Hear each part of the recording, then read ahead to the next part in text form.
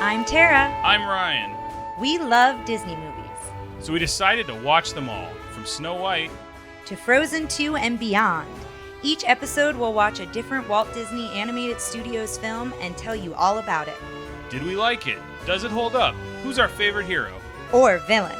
We'll give you history and fun facts about each movie.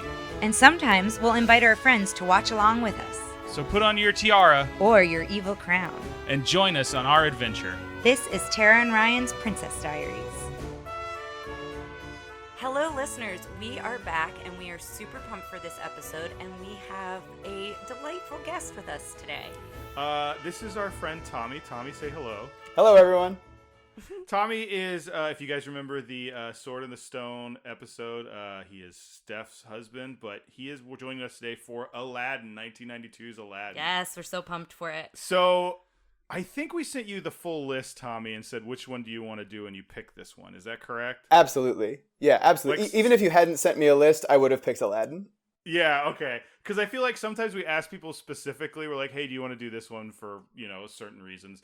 Why did you pick Aladdin? Other than it's great. Like, rewatching all the stuff for this, I realized this might be my favorite Disney. I'm like, really Disney excited movie. for it, But, yeah. It's 100% my favorite Disney movie by a mile, by more than a mile, by 10 miles. It's amazing. It's like, I think I like it so much because it makes me think back to when I was in it must have been second, third grade. I remember I had moved to Florida for a year. My dad changed his job, so we moved from Maryland to Florida, and I was like a new kid in school, and I felt kind of awkward, and I kind of related to Aladdin because he's not like the stereotypical kind of like big macho hero kind of dude. He's more like, he's kind of self-conscious. He's kind of smaller. Like, he's kind of not the typical big hero. I kind of root for the underdog in that way. I kind of felt like I was an underdog a little bit back then. that's really interesting, because did you come up with stuff on your thing about how they kept pushing for him to be an underdog and not like a macho leading man? I didn't find too much stuff about that, but that makes sense. I found information on, usually it's boy meets girl, boy goes after girl. You know what I mean? Like that. Yeah. And the dynamics of like a male protagonist versus like a female protagonist. They were talking about that a little bit. Well, but apparently in his design, they designed him to be very boyish originally. He looked like they kept trying to age him up because he was originally like a 12-year-old boy. Yeah. Oh, interesting. And then Katzenberg came in during one of the things and said, now, I understand why Aladdin wants to get with Jasmine. I don't understand why Jasmine wants to get with Aladdin. They're like, no. And he's like, no. Nice. What you've got here is Julia Roberts and Michael J. Fox. I need Julia Roberts and Tom Cruise. He's like, and they were like, okay. And they kept going back. They're like, they would present a design and he'd be like, more. And so you'll notice Aladdin has like a six-pack, I think. Not really six-pack, but has pecs or something drawn in. And originally he would all the original stuff, he's very just cartoonish. But I think that's interesting that resonated with you, and I think it resonated with a lot of people. Yeah, kind for of sure. Underdog. Because I think the thing that's cool about this movie is it's an underdog, and spoiler alert if you haven't seen Aladdin. It's an underdog, and he doesn't achieve being better.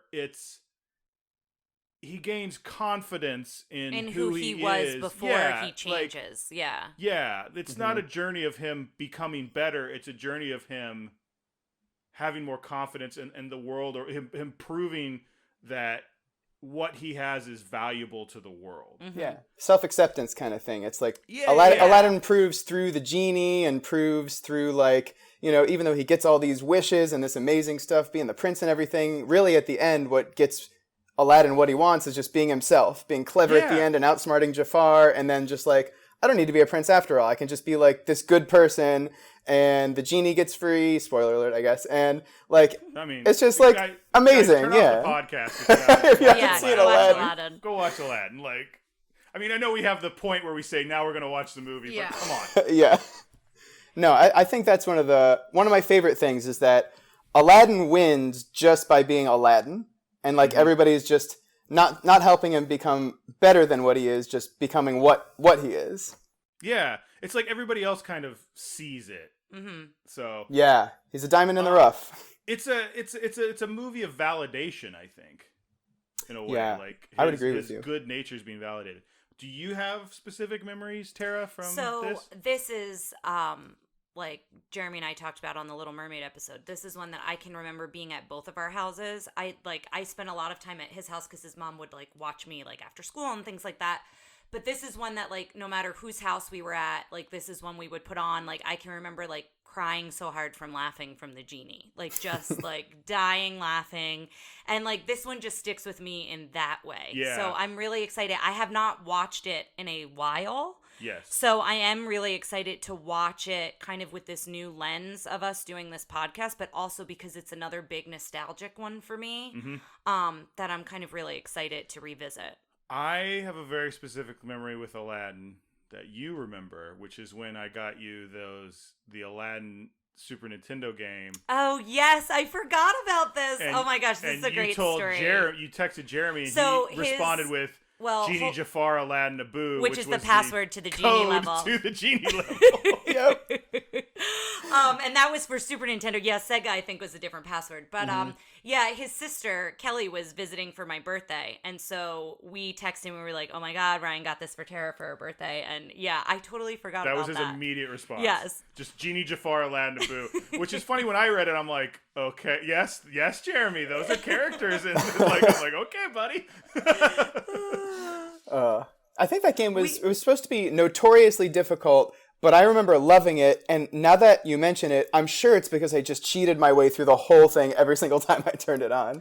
Well, because you only have so many lives, and then like there's the passwords. So if you didn't have the passwords, like you would get the passwords, I think, when you would, if I remember correctly, because I've now played, they make it for Switch, and with Switch you can save it. Ooh. So I've actually beaten it on Switch. Humble brag. Nice.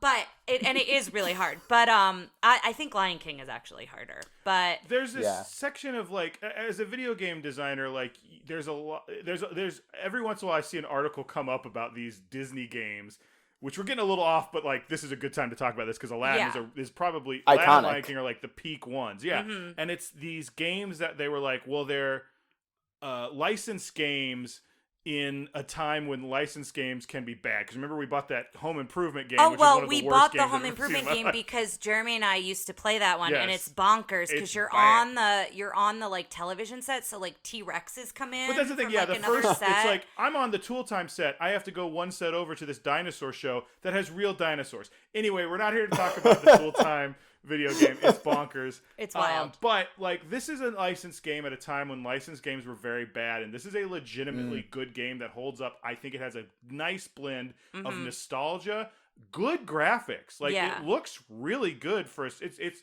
holds up with some of the better Super Nintendo games.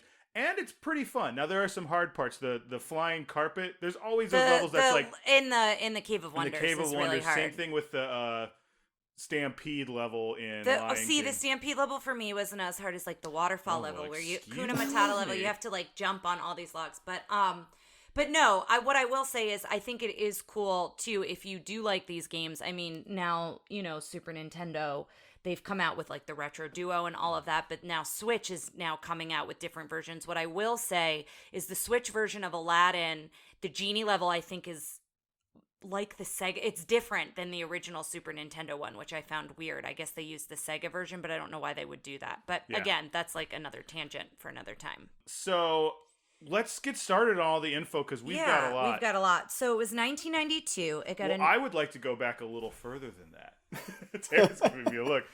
You just looked at me like, let's get into the info, and I got the year of the movie in. Yes, but do you want to start back in 1000 AD when Arabian Nights was... I have a bunch of information. Okay, well then let's start over like I didn't interrupt you at all.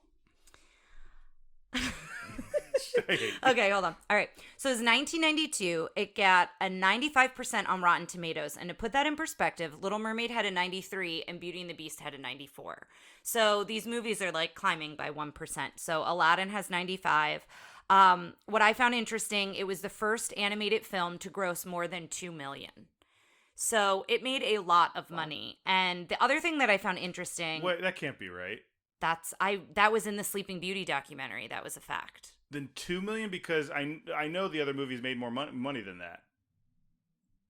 Do you want to look up opening weekend? Do you think it made that much weekend? opening weekend? That might be it or something like that. Yeah. Let's just say it's a hit because I'll tell you real quick, top 3 movies that year, we'll go backwards, are Home Alone 2, Lost in New York. Oh. Your call, The Bodyguard. Earlier, I knew it was going to be up there. And number 1, Aladdin. Yeah. Can you look up opening weekend gross? Because now I am curious on that number. No, I don't think so. You can't do but that. It does say it made worldwide over $500 million.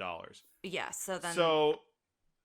I'm assuming that this is the first time that has to be that fact then, because this is the first time that the animated movie we've done is number 1 in the top 3. Yeah. Which is really cool. The reason I guess Bodyguard was in the top 3 is because it was nominated and won Best Original Song, and it was up against, so the song that won was Whole New World, and it was up against Friend Like Me, also from Aladdin, Run to You from The Bodyguard, I Have Nothing from The Bodyguard, and then Beautiful Maria of My Soul, which is from the Mambo Kings. I've never heard of that song or movie, but that was the other one that was in that category.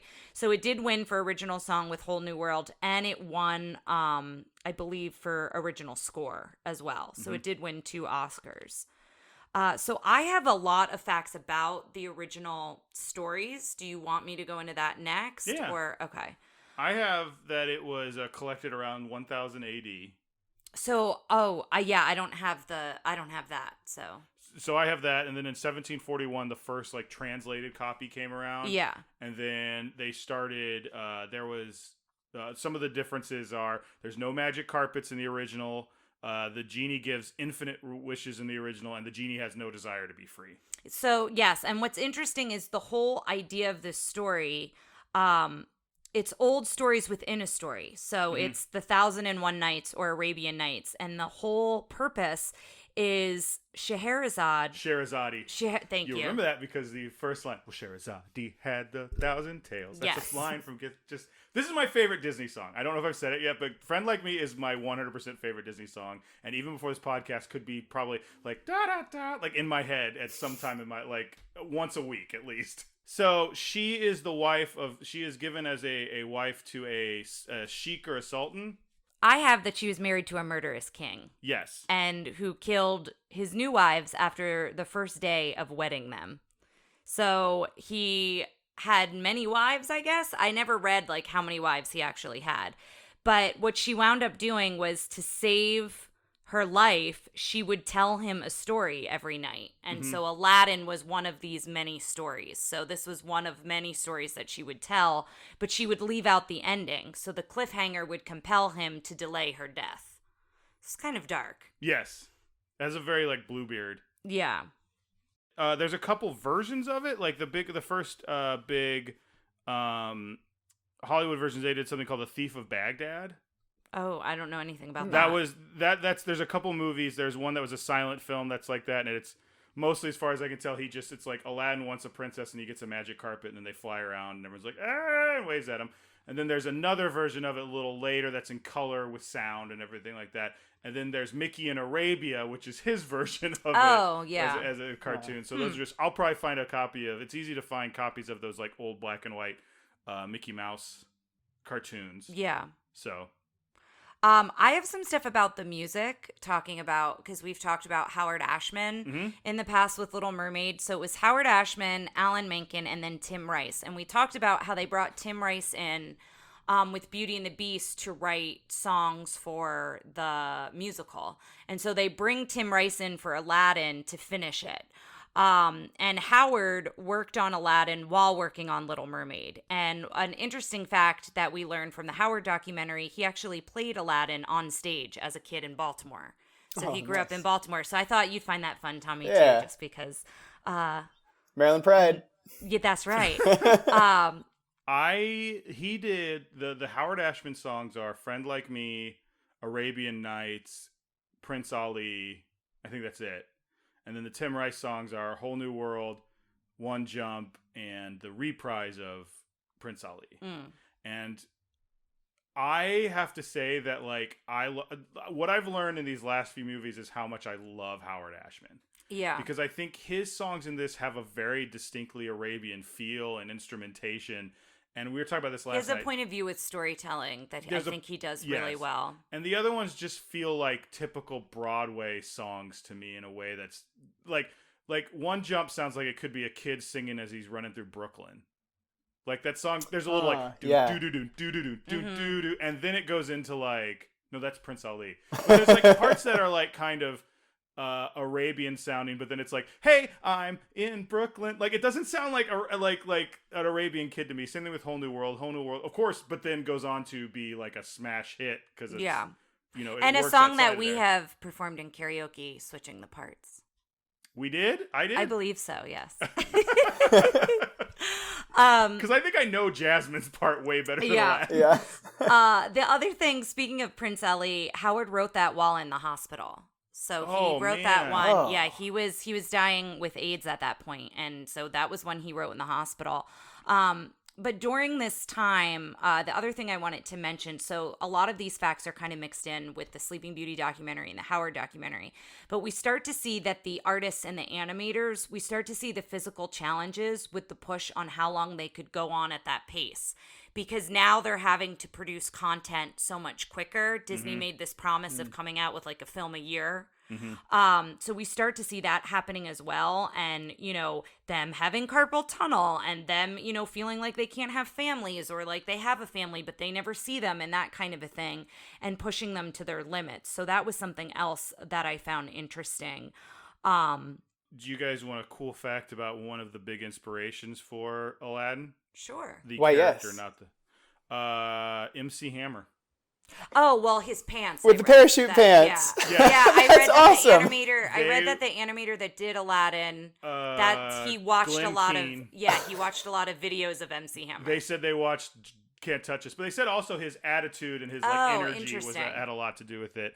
But yeah, that's apparently they had that video on a lot in the office to kind of watch as inspiration for it. So so good. I have a lot of facts about Robin Williams, so I don't know if you want me to go into those next, or if there's other things you'd like to talk about first. There's a couple other things I want to talk about first. Okay. Directors of this one are Ron Clements and John Musker, who are the directors of Little Mermaid. We're getting into this point where, I've seen a lot of these, so I'm sure other animation fans out here know this and kind of follow these guys, but like, I've been starting to do when they do these things, I try and write down who's animating what. So it's Glenn Keane is doing Aladdin. Mark Henn is Jasmine. He based Jasmine on, he was trying to find pictures of people he liked like that looked good and he wanted to use an inspiration, and he found an old high school picture of his sister. And he put it up, and he was joking that people were like looking at him and be like, hey, is your sister married? Like, she's like her senior picture. Yeah. But he based a lot of it on her, and then for Halloween that year, she sewed a like Jasmine costume and took a picture in it just to be like, and everyone looked at him like, this does look like Jasmine. Oh, There's that's a whole big really thing. funny. One of the things I found where it was about that. That's interesting because I had a fact that he based it on Jennifer Connelly, so that one must not be. He based it on a lot of people. Okay. Like he had they like it's like a from vision Labyrinth board. like yeah, that. Yeah. They had like the big one at the end is he couldn't quite get it together, and then that was what that's really was great. I love sister. that. Duncan Marjorie Banks did a Boo. Eric Goldberg, who we'll go into later, did the Genie. Andreas Deja did Jafar. Will Finn Iago, because Will Finn was apparently the biggest Gilbert Gottfried fan in The Office, and even in the documentary, I see he starts doing Gilbert Gottfried impressions that are a little. He doesn't do like Gilbert. He's like, "This is my job." Like, and then Randy Cartwright did the Magic Carpet. Now, do you have all the information on how the Magic Carpet worked? I don't know. So the Magic Carpet was hand drawn without the pattern on it. And he's animated like that, and his tassels are animated to do this. And originally they wanted him to be like a dog, kind of like the Ottoman from Beauty and the Beast. Oh, yeah. But then the guy, I forgot his name already, Randy Cartwright said, can I do a test of him like when he sneaks up on a Boo and he kind of tricks them? And they like that. But they originally wanted him to be full CGI, but they thought it was going to look weird. So his pattern that's on the rug is of CGI texture that they go in and map onto the hand-drawn thing. So that, because if you look at it, it's very intricate, and it actually tells the story of Aladdin. It's got lamps in the middle and swords really and tiger heads on the outside, but that's all CGI. That pattern, but what it's attached to is hand-drawn. So anyway, I thought that was cool. That is cool. Eric Goldberg, who did the Genie, was this was his first Disney thing. And when he was working on the Genie first because they thought the Genie was going to be hard. And we'll go into the Robin Williams stuff in a second. This is that's else. Totally fine. He came up with this idea he based it on one of his favorite cartoonists for I believe the LA Times. I gotta find it. Al Hirschfeld, the New York from Times. the New York Times. Yes. Yeah, I read about this a little bit. Yeah, the curvy nature of how everyone looks. He does a bunch of caricatures of people, and there's a lot of like thick parts. It's not just a line; it's a line that gets thicker in the middle and then thin again, which he said was actually hard to do with this. But if you look at all the characters, they're drawn like that. Like think about Aladdin's pants. Think about how curvy the Genie is, and then they did all that with the characters because they wanted it to also look Arabian. They did a lot of reference from Iran, and they were talking about how everything's kind of dome shaped and that sort of thing. And you look at the Arabic calligraphy and it's very curvy, so that's part of why he went with this Al Hirschfeld. He goes on to do the Rhapsody in Blue segment from Fantasia 2000, and it's based almost directly on Al Hirschfeld art. Oh, interesting. So then Andreas Deja comes in and goes, I'm not doing that for Jafar. Not to be mean, but he goes, this is how you're going to know this guy doesn't fit in here. He's going to be straight angular lines, and he's going to look like this and have a very like sharp face, and he's going to seem to be out of place amongst these other things. And so that's something to look at while you guys are watching this, is kind of the difference in those lines. Eric Goldberg, like we said, also did Robin Williams, and I think this is where you want to take over and talk about that. So I've got a bunch of stuff with Robin Williams, and you guys can feel free to chime in if you came across some stuff as well. But I had read that during the course of him recording the voices for the movie of the Genie, he improvised so much that they had 16 hours of material. Like over 16 hours of just his improvisations, which I thought was crazy. There's a video I'll put up, and it's not 16 hours. It's probably 3 or 4 minutes. Yeah. But someone has animated a bunch of his second takes, like drawn pictures of the Genie as I love the that. other celebrities he's impersonating that didn't make the cut. Yeah. Also, the opening scene with the street merchant was completely unscripted. So I read that... Really? Supposedly, yeah. I read that Robin was brought to the soundstage with several objects on a table and a bedsheet covering them. And the animators asked him to lift the sheet and, without looking, take an object from the table and describe it in character. Much of the material was not appropriate for a Disney film.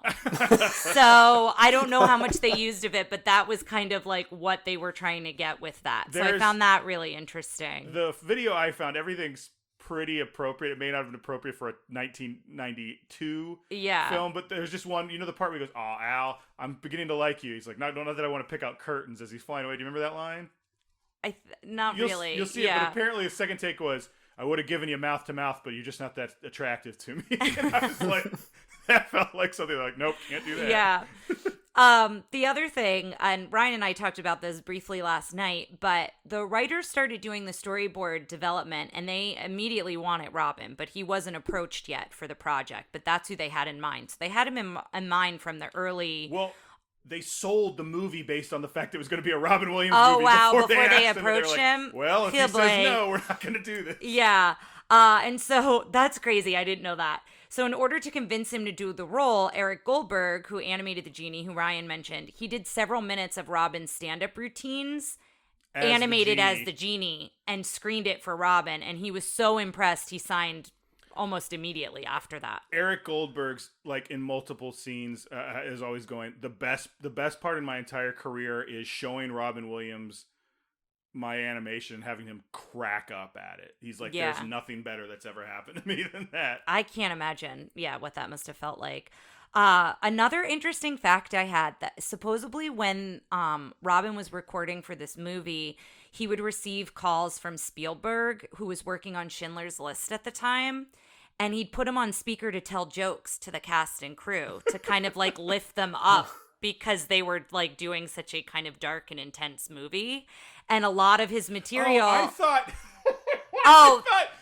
Robin Williams was having Spielberg... a consultant on Schindler's List or something. I'm so sorry. Yes, I'm so sorry if I didn't describe that situation. right. No. I think that was just, So Spielberg called him to like lift him and the cast up. Okay, so Robin would tell jokes to the cast and crew of Schindler's List, and some of the material was from Aladdin. So that's kind of how I came across that fact. And then the next story I have is kind of about why Robin Williams separated from Disney. Mm-hmm. It's kind of a pretty in-depth story, but I'll just kind of highlight it as much as I can here. I've got a beginning of it that I'm not sure you have because I didn't know this and I only found it in one spot. Did you know that how much he made for it? No, it's all about the other movie he was doing. He recorded before Aladdin. No, okay, so it came out after Aladdin. Can you think of what animated movie he would have recorded? Animated movie that came out after Aladdin? Fern Gully. Oh, yeah. Oh! So part of the reason they thought they could get him is he had actually recorded everything for Fern Gully before. Mm-hmm. And I have more facts about Batty Coda, which the video right. I saw, they kept showing the Batty Coda rap, which Fern Gully is coming to an episode of Tara and Ryan's Princess Diaries someday. But listen, but we'll go into that later. Continue, and I have other Fern Gully adjacent information I'll jump in with. Interesting. So he provided the voice of the genie at a union scale rate, which is the lowest legal pay rate the studio can give an actor. $70,000. Yeah. And so he agreed to do that on specific provisions. And so these were what they were, that the voice was not to be used in any merchandising, so that include toys and anything else, and that the genie character not take up more than 25% of the space on the poster, the ads, the billboards, the trailers, that kind of stuff. Apparently, those wishes were not granted. It's kind of funny that they described it as wishes not granted in a genie movie. But those wishes were not granted, and so he withdrew his support from Disney and the film. And as a result, his name is not included. There's a book called The Art of the Aladdin book, and they refer to Robin Williams as the voice of the genie. They don't include his name. So it got pretty tumultuous, and he was not available for the voice of the genie in Return to Jafar. Instead, we got Dan Castellaneta, I believe I'm saying that right, but he's the voice of Homer Simpson. Homer Simpson. Yeah. So then I found this interesting as well. So in an attempt to make peace, Michael Eisner apologized and offered an original Picasso painting to sent it to him, is what I heard. White rich people. $1 million Picasso painting. And Robin was still so angry and felt so betrayed by the company, he didn't accept the gift. And it wasn't until Katzenberg was fired and replaced with Joe Roth that Robin returns to Disney. So he reprises the role of the genie in the second sequel of Aladdin and the King of Thieves. And it was after a public apology and that promises to right wrongs were kind of kept up with. There's a video of him receiving a special award for his work as the genie from like a SAG Actors Guild or something. And he goes up there and he doesn't mention Disney once. He kind of just does his stand-up routine. Oh, wow. And he makes one joke at Jeffrey Katzenberg's expense. He's like, I like to thank Jeffrey Katzenberg. And then he just keeps going, and he doesn't say anything like that. The other thing that happened was Katzenberg kind of thought he would ask to be removed from Fern Gully. And he had to go back and I think do like pickup stuff. But they were having a really hard time getting Fern Gully done because one, they were trying to find animation space to do it. Mm-hmm. And apparently Disney would buy out that animation space as soon as they found out that the company doing Fern Gully was interested in it. They go, oh, well, we're going to go buy it for more. Oh, wow. And that eventually that company found a brewery and like did it there. And then one time Katzenberg came to walk through it. And they had to go hide everything because they thought if he knows we're here, he's going to buy it. That's wild. And really ugly. Yes. And I think Robin Williams was like, I did this movie first because he was like, I thought you'd, be with us. He's like, who cares? Like, let me do this. I've already recorded everything. Well, and that makes sense as to why he came back to Disney after Katzenberg left. It sounds like they didn't have a good relationship. I feel like there's a couple books and things I want to get into about Katzenberg and Eisner era, because I will admit a lot of the thing I found out all this Fern Gully stuff was, and I'll be honest, it was one of the most cynical videos to go through, and it was a YouTube video, so it's like there's probably a lot of editorializing and all that, but that's how you get information that's not Disney scrubbed. Yes, yeah, and we've talked about that in the past. And I think we show an affection for Disney here. But I think we're pretty fair with at least saying here's the information. If you give us the information, we will get it out there. Yeah. Tommy, did you come across anything interesting? I know you said that you did some research. I know we've been kind of babbling on, but is there anything No, I mean, it was a lot of the same stuff you guys found. Okay. Yeah, I found that whole Hirschfeld thing, which was kind of cool. And Yeah. I'll post some of his art. Yeah, the Hirschfeld thing I think was the most interesting thing because I had it was actually the second time sort of that recently Fantasia had come to mind because like I had recently for some reason played Fantasia on some Friday afternoon for the kids at school, and we went through that Rhapsody in Blue segment, and I was like, oh man, this looks a lot like Aladdin, and I was like, yeah. So then I was like, this can't possibly be. So I kind of like looked into it a little. I was like, oh, it looks like the dude Hirschfeld who worked on Aladdin also worked on Fantasia. So it was just kind of like a cool coincidence from last week. Yeah. Oh, that's a fun full circle. Yeah.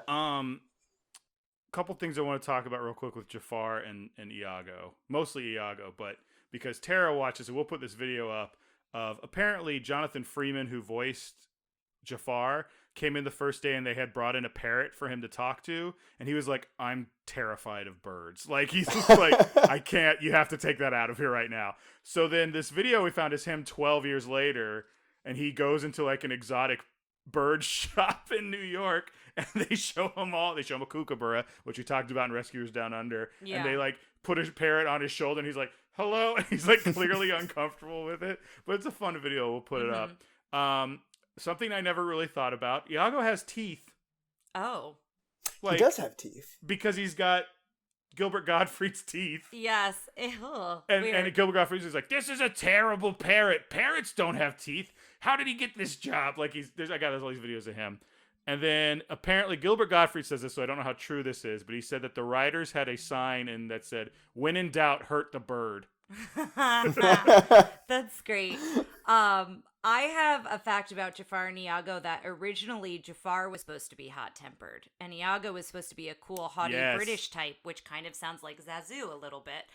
I've got a video of him with that voice, like a test where he's like, well, Jafar, blah, blah, blah, and he sounds like that. Yeah, they just switched him. And filmmakers felt that Jafar losing his temper too much made him less menacing, so that's why the personalities were switched. I think it was a good switch. Iago is also a reference to Othello, something that is solidified in the Aladdin TV series. Apparently, Iago has a twin brother named Othello in the series. So I have a fun fact about Abu's name. Abu's name is after an ancient Egyptian city, and it translates to elephant because the city was known for trade in ivory. And if you remember, Abu gets turned into an elephant. So I found that super fun. Another thing that I found interesting is Aladdin throws an apple to Jasmine several times in the film, including when they fly over Greece on the magic carpet ride. Supposedly in ancient Greece, throwing an apple to a woman is considered a marriage proposal. Oh. So I found that interesting. Good to know. Yeah. Something else to look out for is any time when he's wearing the turban with the purple feather, anytime the purple feather falls in his face, it's when he's telling a lie. I like his outfit, and we'll probably talk about this more after we see it, but just watch his outfit as a prince never seems to fit right. Yeah. And I think there's something to say that like the hat is always crooked. Like, he always looks so much more comfortable in his street rat attire. Yeah. Mm-hmm. Abu, played by Frank Welker, who we've talked about, did the voice of Joanna. Oh, my sweet love. Yes. She also does the voice of Raja and the Cave of Wonders in this. Cool. Oh. So that's kind of you see his range. Yeah. Because like there's an interview in the thing I saw, and he's kind of a spaz, but he's a good guy. I also read that Jasmine was supposed to be more active, so she was supposed to confront the Sultan angrily at one point and have a talk, but instead she's crying. And the animator said that made them cringe because I think they wanted her to be a little bit more independent. And she is somewhat independent, but they wanted to really push that. But I guess that required them to design an entirely new room for a talk. They didn't say why they would have had to do that, so they kind of scrapped that. Another thing that was supposed to happen but didn't is when she's in the hourglass, she was supposed to free herself. She was supposed to use a jewel in her headpiece to cut herself free, but in the last minute, they change it to Aladdin rescuing her. So I just think that that's interesting as we look at female character agency. Yeah. Those are things that they kind of originally had for Jasmine. Well, I have some things. Can I bring up something I want to talk a little bit about Jafar? Go ahead. I read an article. One of the things, very early, a future guest we're going to have, my friend Travis, or our friend Travis, sorry. That's fine. Talked a little bit about, like, we talked. We talked about that in the Little Mermaid episode about the queer coding of Disney villains, specifically Ursula, and kind of like the big trilogy of queer coded. The big trilogy of them, the big triad seems to be Ursula, Jafar, and Scar. Yeah, and this is something I tried to find a little bit more on. It was a little hard to find because Travis, my friend, referred to it as like your gay uncle. And so I was trying to look up gay uncle on Google, and I didn't get anything inappropriate, but it was very hard. I don't think that is the specific name for the trope, but there is kind of a queer coding of Jafar, and I found a very interesting article I'll post that was essentially, I miss the queer coded villains of Disney. The newest generation won't, because they probably won't do that anymore. Like, I feel like the thing now is there's queer coding towards, there's those characters in Frozen, the guy who runs the shop, and there's a thing that he's like the other man there is his partner. Like, these villains are super interesting because they're so different, and they've got this I think the gayness of them makes them interesting in a lot of ways, but it's also something that they were doing to kind of other them, so you won't it's going to be hard to see that again. But at the same time, these are three heavy hitter villains. Ursula's our number one on the villains chart, and I think Scar and Jafar are going to be there. I don't know that I'm actually like encapsulating this idea. It's something to watch, and I'll post that article so there's a little more, but just something to think about. And I would love listeners to reach out. I'm thinking Jeremy specifically, but somebody who's done more study on this than Yeah. I have. Please feel free to talk about it. It's we have an open Facebook page. Yeah. Come let us know what you think. Yeah, I agree. But Jafar's, spoiler alert, Jafar's got to make it in the top 10. Oh, yeah. Well, and Andreas Deja, like deja vu. Deja talks about how it was so much more fun to draw him versus drawing Gaston. Is Andreas Deja gay? I'm gonna look that up. So he had come off of drawing Gaston, and he said, Jafar was very skinny. He was wide, padded shoulders, and had an elegance to him with these long sweeping lines, which we talked about, wanting that to be different. And when asked if his movements would be restricted by that design, the directors Ron Clements and John Musker said, look at Maleficent. With her strong design and controlled movement, it can add a sinister aspect to Jafar. Andreas Deja is openly gay. His sexuality has been discussed as an influence on the development of some Disney characters. So that makes me feel better having a queer-coded villain that is animated by an openly gay man. Yeah. Like, that feels a little bit less of othering and more of his influence maybe coming into it. Yeah, anyway. Shining through. He also, I found this interesting, he began to study expressions of people who were driven by excessive greed, but they didn't list who they were, so I want to know Jeffrey who they Katzenberg. were. Yeah, probably. But this is from my Frank and Ollie villain book, so I found that interesting. Also, Roy Disney had this to say about Jafar, which I found interesting. We're right back to Mr. Evil himself in Aladdin. Jafar is just pure evil. He wants to take over the kingdom and kill everyone in sight or enslave them, or whatever suits his fancy. Jafar is pure evil. He was very enthusiastic about Jafar. His motivation is purely power. Yeah. Like, Maleficent is jealousy. Like, Ursula's another power-driven one. Like, the good ones are just like, I want to be in charge. All three of them, the big three. I want to crave, Jafar, to be in charge of Scar, the kingdom. Interesting. Also, did you know that Patrick Stewart was considered for the voice of Jafar? This is the second Patrick Stewart role because he was going to be the bulldog in Oliver and Company, and then remember that? Yeah. Because Captain Jean-Luc. Yes. With this one, Earl Grey hot.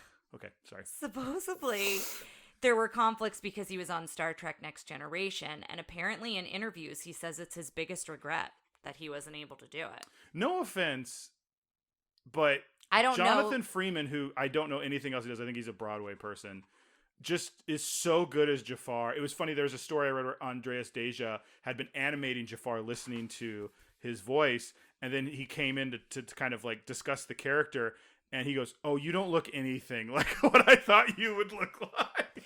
Well, and speaking of him, he was also Jafar in the Broadway musical. So to just say one or two facts about the Broadway musical, Pre-Broadway, it kind of did an opening in Toronto, and then it went on Broadway March 2014, and it was on Broadway until the pandemic. So it was currently running, and then COVID shut it down. And I read that it's suspended till June 1st of this year at the earliest. So that's when they're hoping to open back up with the show. But Jonathan Freeman was Jafar, and he won a Tony for... Oh, no, excuse me. He did not win a Tony. Sorry, Jonathan. Genie won a Tony. So James Monroe Ilghart? I don't know that I'm saying his name right, but the stage show was nominated for 5 Tonys when it opened. It won for 1 with the performance of the Genie. And now he's a black man, isn't he, playing the Genie? Yeah. I feel like I've seen this guy before. Yeah. So good for that. Jonathan Freeman also, by the way, I think is also gay. So we're getting a lot of like gay characters, people. I think. I'm not 100% sure. But just so you know, he also did the voice in Kingdom Hearts. Oh, fun. Also, this show has been in other countries. It's gone on tour, so it's been pretty widely performed throughout the world, not just in the United States. But there was a casting controversy, and so I wanted to talk about this because we try to bring this up every so often, talking about how it was a predominantly white This is cast. an all-white cast, yeah. So they talk about that. They talk about that in the musical as well, casting choices that maybe I guess they could have made differently. I think I read that. And then I also wanted to bring up that Arabian Nights, the original lyrics, there was an organization, and I just want to make sure I get the organization right. I remember this controversy happening. It was an Arab American group, so there were several different groups. I guess it wasn't just one group. They claimed that the line was racist. And so when you listen to it, you can kind of hear that they've pieced together lyrics. I think you have to listen very closely. But they did replace the lyrics after multiple groups came out and felt that it didn't portray them in a light that was positive, which I would agree with the original lyric. We're not going to say the original lyric here, but you can find it if you want to know what it was. Yeah.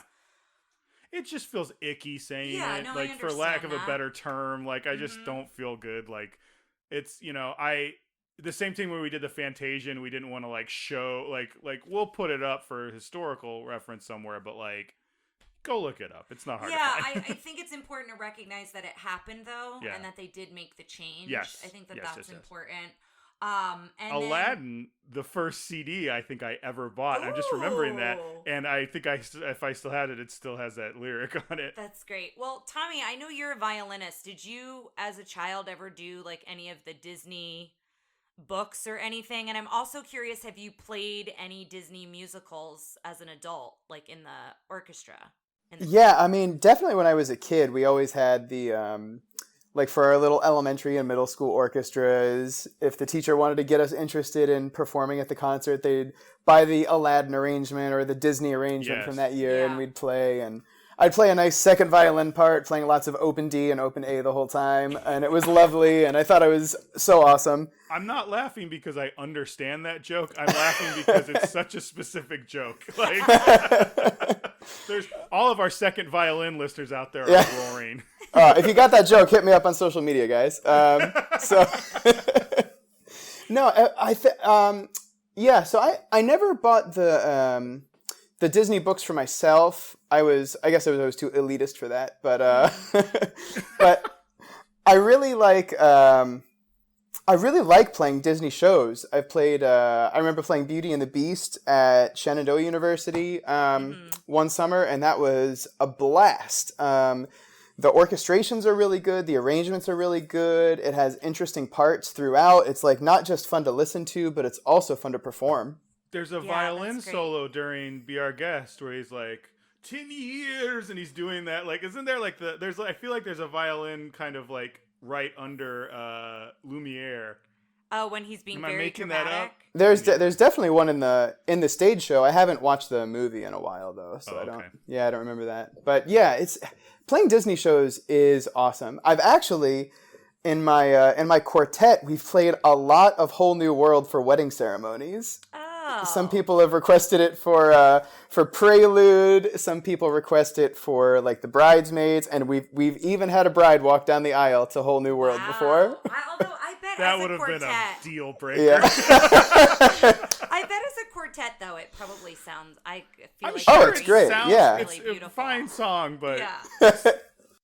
I never mind. I don't want to ostracize probably a large portion of our thing, but like I don't know why I can't like Disney and honeymoon, Disney and weddings. Like I don't know why. Like it's like I think it's because Disney's a look back into being a kid, and like getting married is such an adult thing that I like separate the two in my mind. But I don't. There's so many people who connect over Disney, so Well, it's hard. yeah. Yeah. The other side of this, to make sure everyone understands that I am actually no better or worse than anyone else out there. We did have a long talk of us coming back down the aisle to the song where they get the medals in Star Wars. So Yes. I am not exactly. Yeah. That got me so there we go. Nice. And then someone else we knew did it, and I was like, boo! Yeah. Yeah. I'm sure that someone is not the only someone out in the world who's done that. But Oh, definitely not. And then we should mention, I don't think we mentioned this at the top, but that's how Tommy and I know each other is through Shenandoah University. Because you mentioned Shenandoah, and so just to make that known. That's how Tommy and his roommate Mark were the first people I met at friends from way back. Yeah, from August the welcome 2003 night. probably. Yeah, like days after moving into to our freshman dorms. But the other thing I just wanted to mention, I know we've been going long here. The last fact is when it was first released to VHS in '93, it apparently sold over 10.8 million copies in the first week that it came out. That's why the $2 million thing doesn't quite make sense, because. But does it make sense that was an opening weekend number? Or no, that doesn't make sense. I don't know, either. because they talk about in Little Mermaid how it didn't have a huge opening weekend, but it just never stopped. Like the next weekend, it took off. So I don't know what that fact was from, but guys, we're lovers, not experts. We're just reporting the facts we find. We do print retractions though on the Facebook page. Oh my as God! You'll see in Rescuers Down Under. we said a lot of wrong things on. But there's no cotton in Australia. Major export cotton. I was like, okay, well, never mind. In total, they estimate that the VHS copy sold 25 million copies. Yeah. In total, and it held that record until The Lion King. Well, so I think that's what we're going to see happening with these next couple movies is it holds the record until the next Disney movie comes out. Well, speaking of the VHS copy. Is it time? I think it's time. Do you got anything? Anybody have anything else they want to share on this, or? Nah, I'm ready. Well, let's take that at that 10 point. I have lost your number already. She's looking. I have to look back at my notes. That's the funny thing. It's okay. 10.8 million copies. Let's take one of those 10.8 million copies of the VHS out of the clamshell and stick it in the VCR. All right. See you on the other side, listeners.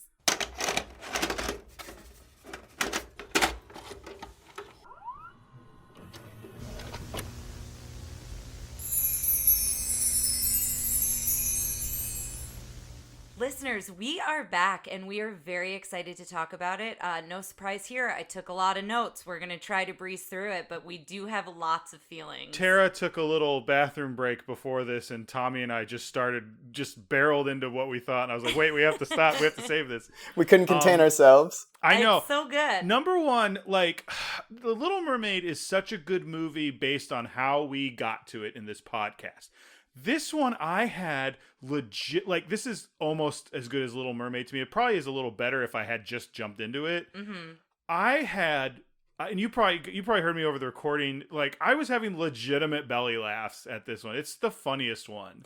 I laughed a lot in this one. I think for me, it's a close second to Little Mermaid because I got so surprisingly emotional when I watched Little Mermaid. I didn't expect to be emotional, and I was sobbing during it and everything. And I didn't sob here, but there is a lot of emotion here where I could see people we're gonna dive right into the spoilers, but at the end where the genie and Aladdin kind of say goodbye to one another, I feel like is a very heartfelt moment. And then, of course, the genie is very comedic after that. I have some very cynical thoughts about the end. We'll get there when we get there. Not super cynical, but just some things I want to point out. Tommy, what was your takeaway? Oh, I definitely agree with you guys. I thought it was hilarious. There are so many little things, little mannerisms that you don't pick up on until you're an adult. Lots of little Abu things that when you see it when you're 7 or 8 years old, you just think he's making a silly monkey noise.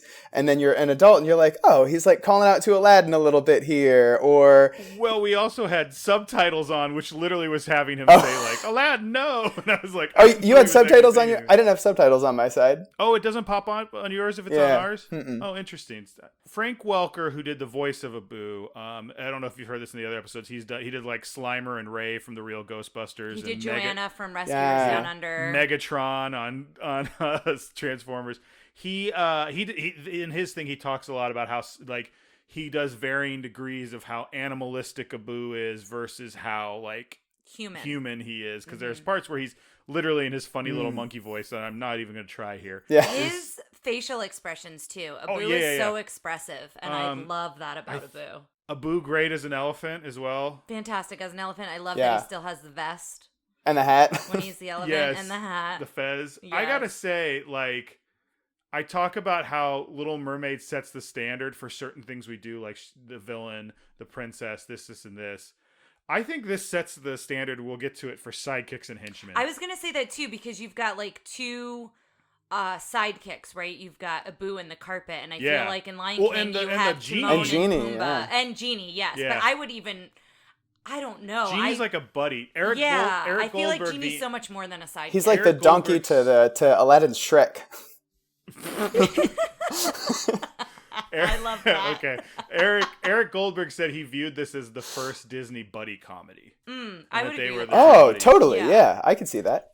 But Iago, like, that's the one thing. That's the biggest lacking thing to me in The Little Mermaid is Flotsam and Jetsam are fine. I know, and we did talk about that. No, Iago outshines them for sure. I laughed so hard at some of his stuff. Part of that is the delivery. Part of that is how he's animated, and I never realized he had teeth, and then you pointed that out. And all I could do was look at his teeth this whole time. But no, he's hilarious, and I think it was right for them to switch their personality types early on. I think if Jafar had been the hot-headed one, I don't think he would have been as menacing. He, at moments, is terrifying. Well, the other thing I like about them is, and when we get to henchmen, we'll just say ditto when we get there. Yeah. But the other thing I like about Iago and Jafar is Iago is just, comic relief beat up a lot. But it's not like the hyenas and Scar where he clearly looks down on them. Like Jafar and Iago kind of are very close. Like Iago comes up with the plan. Well, I will say behind closed doors. Like whenever they're out in public, he's like closing his beak to mute him. He's slamming him in that door because he's like being obnoxious. Well, I think Jafar just treats people like that. That's true. But there was something they said where they wanted them to have the same goals and they want the same thing and things like that. There's the scene where they're talking about what's going to happen to him. He goes, or beheaded, and they both go, ugh, and they do it together. They're like a good comedy duo.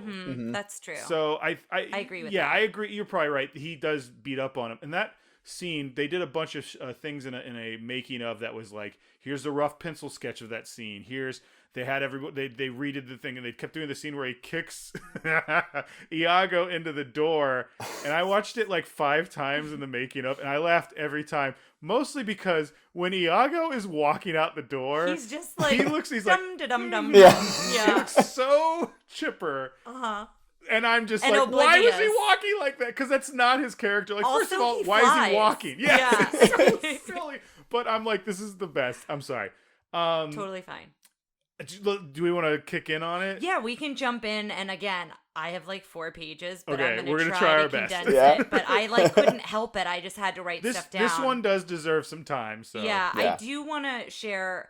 So I think that this warning is now at the beginning of Dumbo, of Peter Pan, of several films, but we've already watched those, so this warning did not exist when we watched those. When we went to put on Aladdin, before the castle opens and before the music starts, there is several sentences versus just like 1 or 2 words about cultural depictions and things like that. And so Ryan looked it up. This program depicts negative depictions and or mistreatment of people or cultures. These stereotypes were wrong then and are wrong now.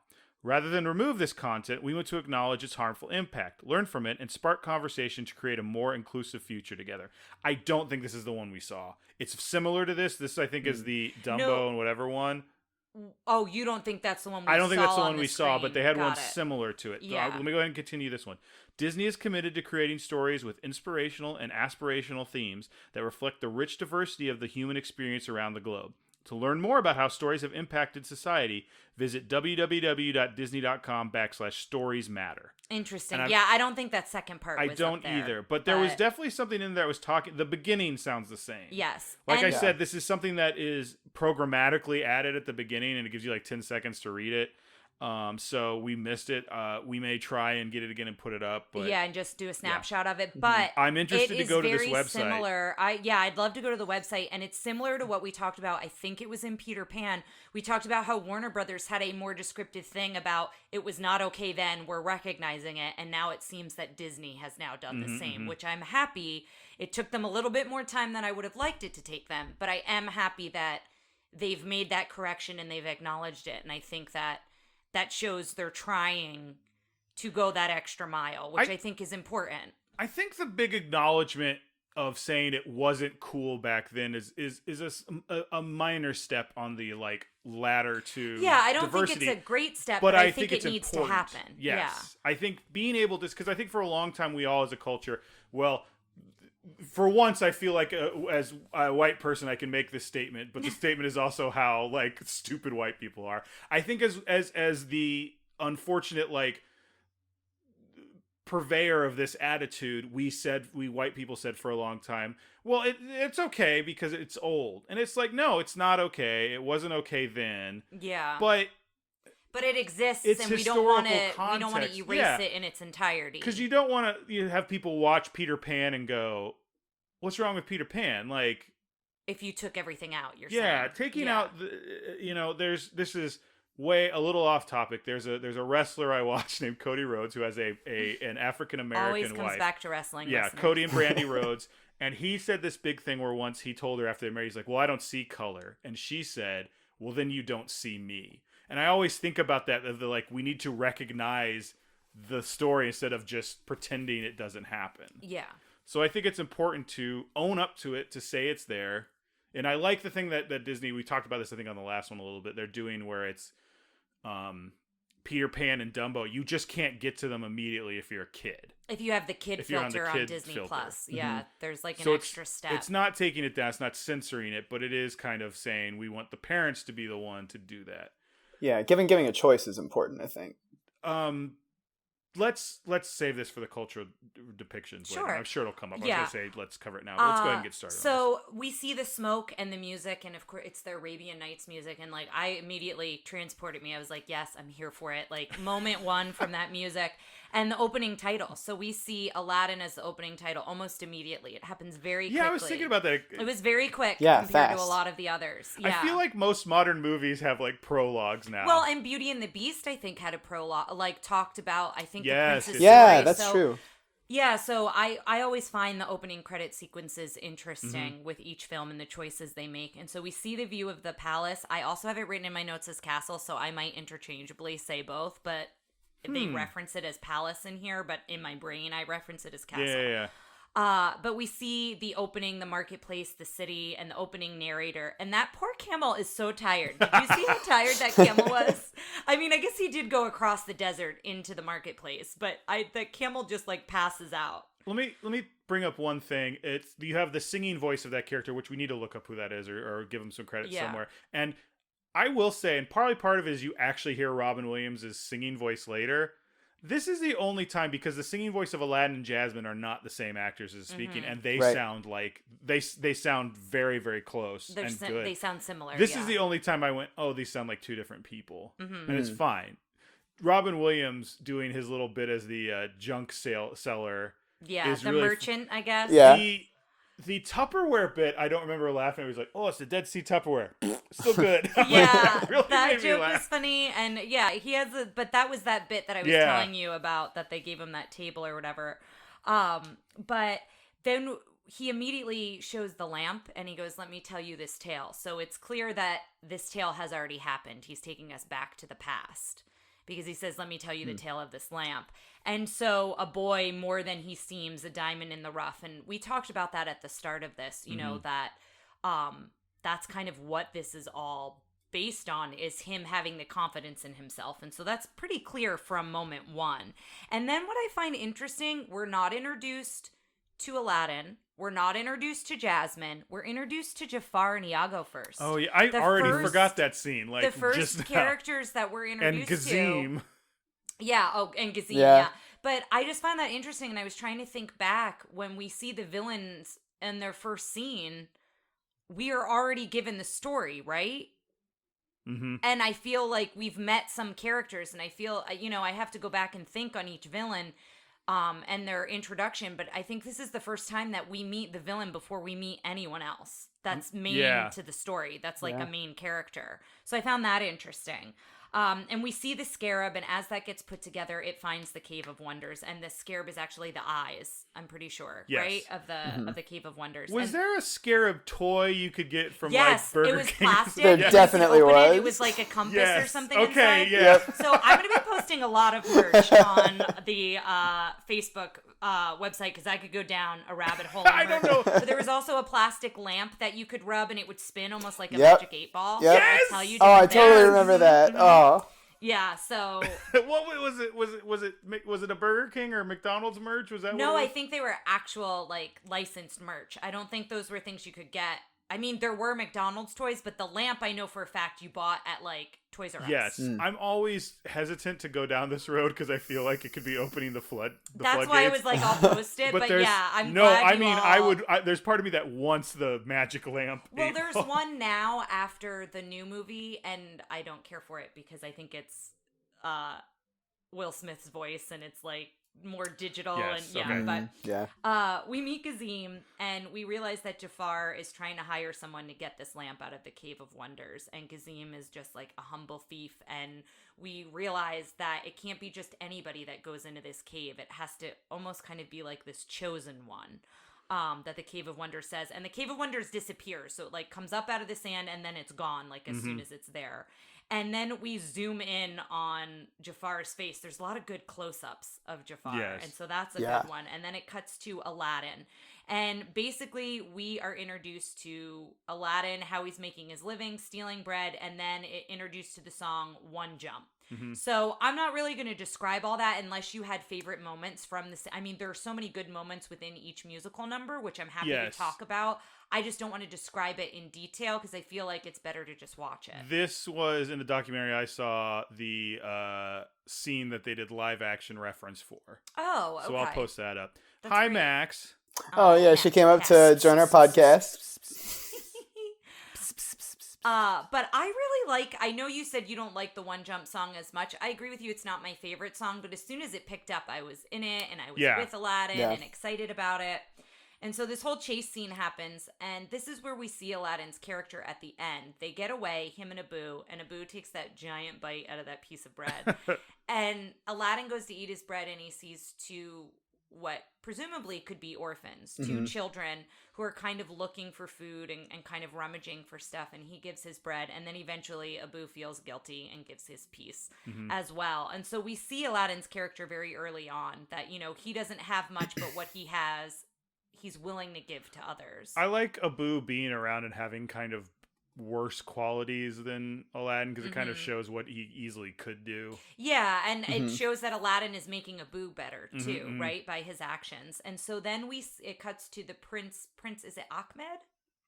Yes, the one who is going to whip the kids because they ran out. And then Aladdin just takes the whip on his forearm. And I'm like, no, that would hurt. Yeah, but he stands up to the suitor like he doesn't even think about it. He stands up for those kids. He stands up to the suitor. He kind of talks back and insults the suitor, and then that's. Oh, he says it's rare you see a horse with two behinds. Yeah, so that was a good joke. And then the suitor calls him a street rat and worthless, and so he's kind of frustrated by that. And then we get that reprise, and it reminds me of Belle's reprise when she's at the reprise to Bonjour when she's out in that field. The song is not called Bonjour. I do that every time. I know, but I can't remember what it is called. I don't remember, and I've played it. Either.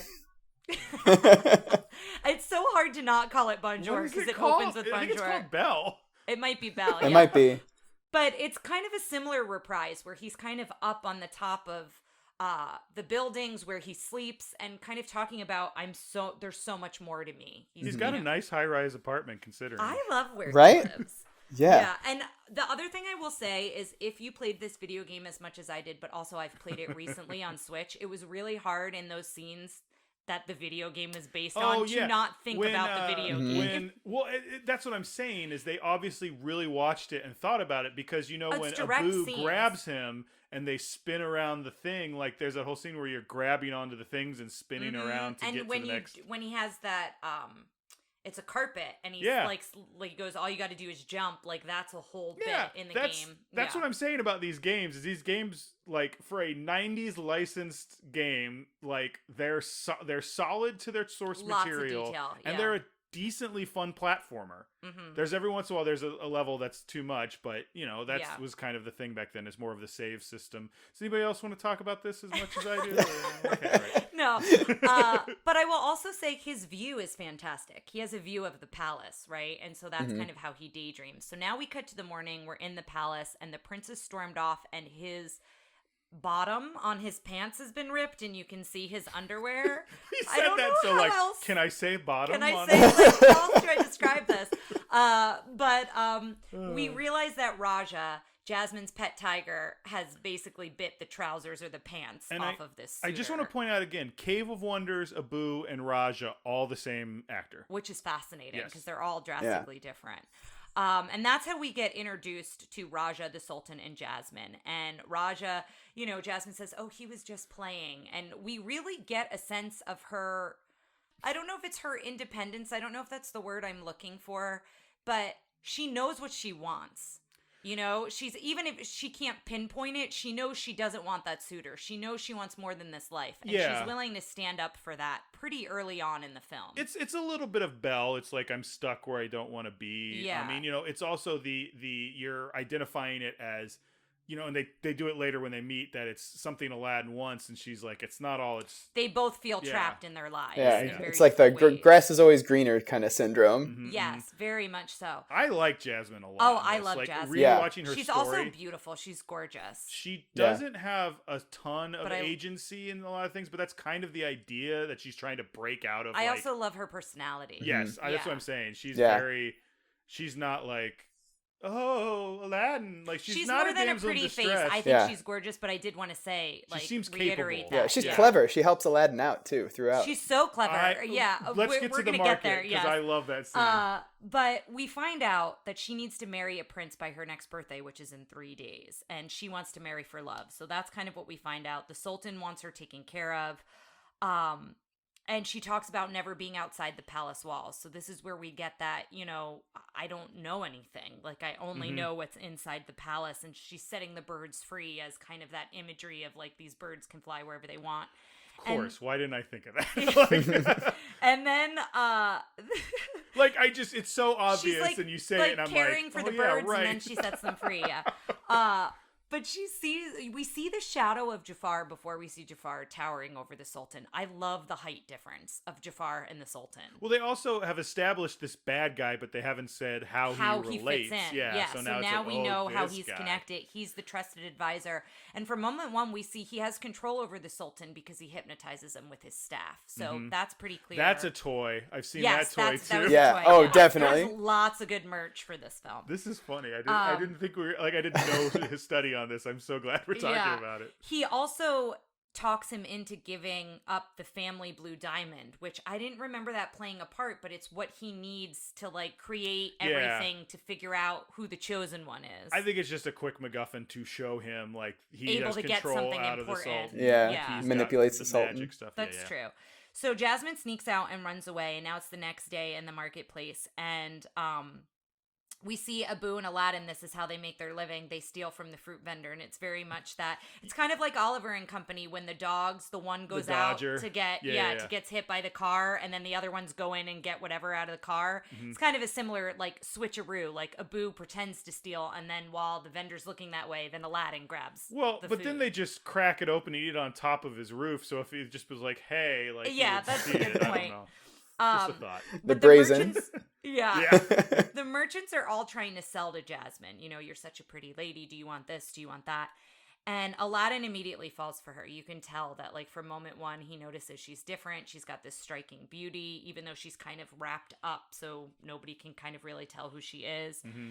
And a boy is hungry, and she just gives him an apple because she doesn't know. And this reminded me of Italy when we picked up that fruit, and we didn't know you weren't supposed to touch the fruit. Oh, yeah. If you're ever at a market in an open-air market in Italy, don't, like, look and squeeze the fruit. Like, you go, like, I would like to apples, what you want, and then they get it for you. But then, of course, it's like, excuse my Italian, but it's like, like, everyone, like, started, like, going at us. And I was like, whoa, like, I didn't know what to do. We were like, no, we'll pay for whatever we touch. Like, we're so sorry. I think that's what they thought. I'm not stealing it. And they're like, don't touch it. But in Italian. And I'm like, Yeah, so we did. We paid for everything. We only touched one or two things. We only stole a few things. Stop. Works of art that had treasures in them. Oh, my goodness. So basically, the vendor thinks she's stealing, and she tries to say, I know the Sultan. And he goes, do you know what happens to those who steal? And he puts her arm out on the... That's one of those moments. You know, I remember this move. It was like a thing you knew they did in the Middle East. Cut your hand. Yes, or your it was finger. that. It was this. It was Robin Hood, Prince of Thieves. It was that sort of thing. So that was great. Yeah. And it's interesting because I started thinking like you ever have like an argument with yourself? Like I'm like someone else going, well, that's what they did back then, and I'm like, yes, but we look at like let's look at the European fantasy that we as an Anglo society look at a lot, and we always romanticize that. Yes, because you know, knights did closer terrible to our stuff. Culture. Yes, and then we look at the bad things this other culture did, and we bring that up to the forefront. So there's you know. Anyway, that's just let me step off the soapbox. No, but it's a good point to make. But this is where we get to the point where Aladdin jumps in and is like, you found my sister. He's like, she said she knew the Sultan. She thinks the monkey's the Sultan. And when Jasmine like starts in on it, like, she's great. She is just as cunning as Aladdin. And her eyes, the way they animate her eyes, she's like, hello, doctor. Hello, doctor, too. To the, what was it, a camel? I think she talks to. And Abu jumps in pretty quickly, too. Now, again, Abu's used to being a con man, but still. Yeah. It's funny how they do Abu, because I don't know if he's in on the con or he just likes being referred to as the Sultan. That's true. But yeah, that's a great scene that even if you have seen this recently, just go watch that scene. Go find it on YouTube. Yes. It's fantastic. But then it cuts back to Jafar, and this is where he's creating the storm. Iago is like running around gears, and he's using that diamond. To find out who is this... Very Frankenstein-y. Yes, who's this diamond in the rough. And can we also talk about his lair? Like, it's interesting to me because it's obviously secret, because he, like, pulls on this little chain, and then, like, the door is, like, a trap door. So does he not want them to know where he lives in the palace? So, it's just funny because I didn't realize this, and they were talking about, again, that scene where he walks out and, like... Yeah, because the door, like, disappears into the wall. So that room is his room in the palace. And I never see it because they do such a quick look, and it looks like there's just a sofa in the middle. So that's where they think he's staying. Yes, that's where he lives. He has a secret lair. Yes. Okay, that's really cool. I love that. I was 39 years old when I learned this, and I had to be told it very explicitly in a thing. I wish we had gotten to see that a little bit more, but I love that idea that he's found this secret place, or he's built this secret place within the palace. Yes, for him to do all his. So that's how he goes. That's why he goes back there when he's like banished later, and they don't know where he is. Yeah, that makes sense. So he finds out it's Aladdin, and he wants the guards to invite Aladdin to the palace. And so we find out Jasmine's a fast learner. I love this bit again of Aladdin jumps over the building with like a stick and then puts almost like a piece of wood down for Jasmine to walk on, and she does the same thing Aladdin does. Mm-hmm. She's very adventurous and very quick, kind of on her feet, and we see that throughout. And this is where they start talking about feeling trapped in life, them both feeling trapped. You know, he's daydreaming about living in the palace, and she's saying it's not all it's cracked up to be. So this is the first time we hear Aladdin say, "Do you trust me?" when the guards go to get him. So Jasmine thinks the guards are after her. Aladdin thinks they're after him. They are after him. Because of Jafar's order. And so this is the first time he says, "Do you trust me?" and jump. And so that comes back into play later. And so I was talking about this with Tommy about how they do a good job of I may have said this on air. I don't think I did. About everything that comes up later. Like they do a good job of foreshadowing. The small hourglass is the same hourglass he traps Jasmine in later. Yeah. I don't know if he's done it yet, but Iago imitates the princess just as a joke, so that later when he does it for real, you know he's a mimic. You know he can do that. They do a real it's a really good script doctoring. I don't know if that is the people who did the original storyboards, or if that's the guys. I said this when we were watching it. It's the same writers who did Pirates of the Caribbean. So which I think is a pretty solid script, the first one. So I don't know. I don't know if that's them or something else. Or maybe a combination of both. Yeah. So this is where we find out that they're coming to get Aladdin, and then she says, "Unhand him by order of the princess." So now Aladdin knows she's the princess. You know, she takes off so they can see it's her. And they said, "Well, there's not much we can do. Our orders came from Jafar, so you have to take it up with him." So again, Jasmine immediately goes to confront him. And I wrote here that he has Scar vibes here. And I guess it's really the other way around. Scar has Jafar vibes because he's very sickeningly sweet, though, even in his language of playing that false sense of sincerity. Dear. Yes. Yeah. Like playing like he doesn't know what he's done. And then he says, "Well, I didn't know that he was a friend of yours, you know, death by beheading." And so now she's upset and she's sobbing. So now cut to Aladdin's in prison with Abu. And I love that Abu, in his jacket, of course, he knows how to pick locks. Like, he opens his vest and has all this lock picking stuff. He does it like it's not the first time he's done this for Aladdin. Yeah. And so, they've been in this situation before. Yeah. So then this old man, I love Jafar as this old man. I love his rotted out teeth. Yeah, with that one gold tooth. Him. Yes, and then the he goes, teeth are so long. And then the sound of him doing that real close-up smile, it's like a creaking door. Yeah. I'm like, oh God, I hate it. And it's a really good disguise. And so he brings him to the cave. You hear the cave say, "Nothing but the lamp."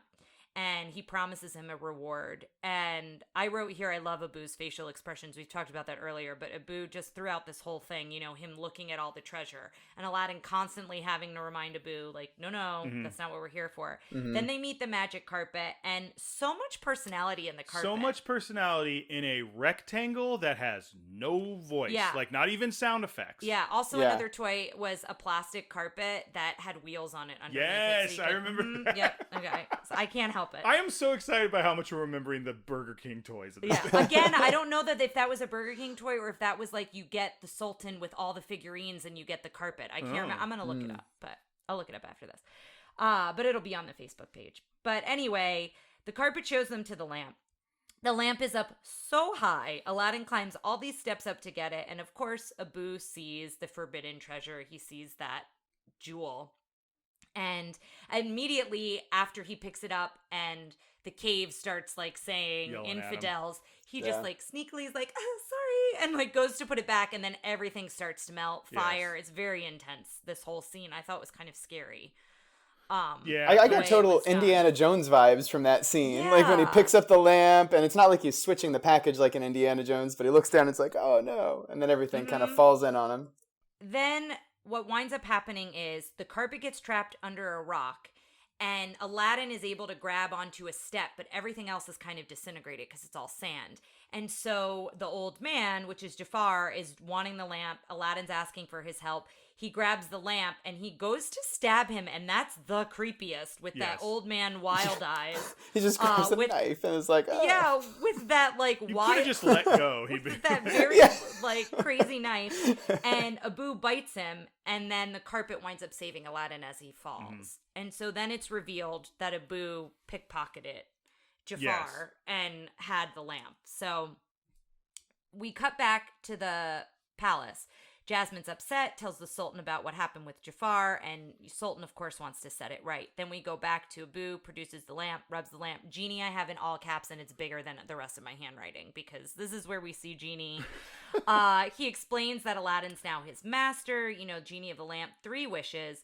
Only 3. Then we go into Friend Like Me. Another whole sequence that is amazing, but I feel like you really just need to rewatch it if you haven't seen it in a while. Genie is a metamorph. He can change to different people. Yeah. He can, affect other things around him. He's anachronistic in that he's making, modern references and stuff like that. But I still find them funny. And I know as a kid, I didn't get half of those references. I didn't know those actors he was referring to at the age I was when I saw it. And I found them funny then, and then I found them funny now because I know who almost every one of those people were that he impersonated. Yes. It's weird that they did a good job of picking very timeless things.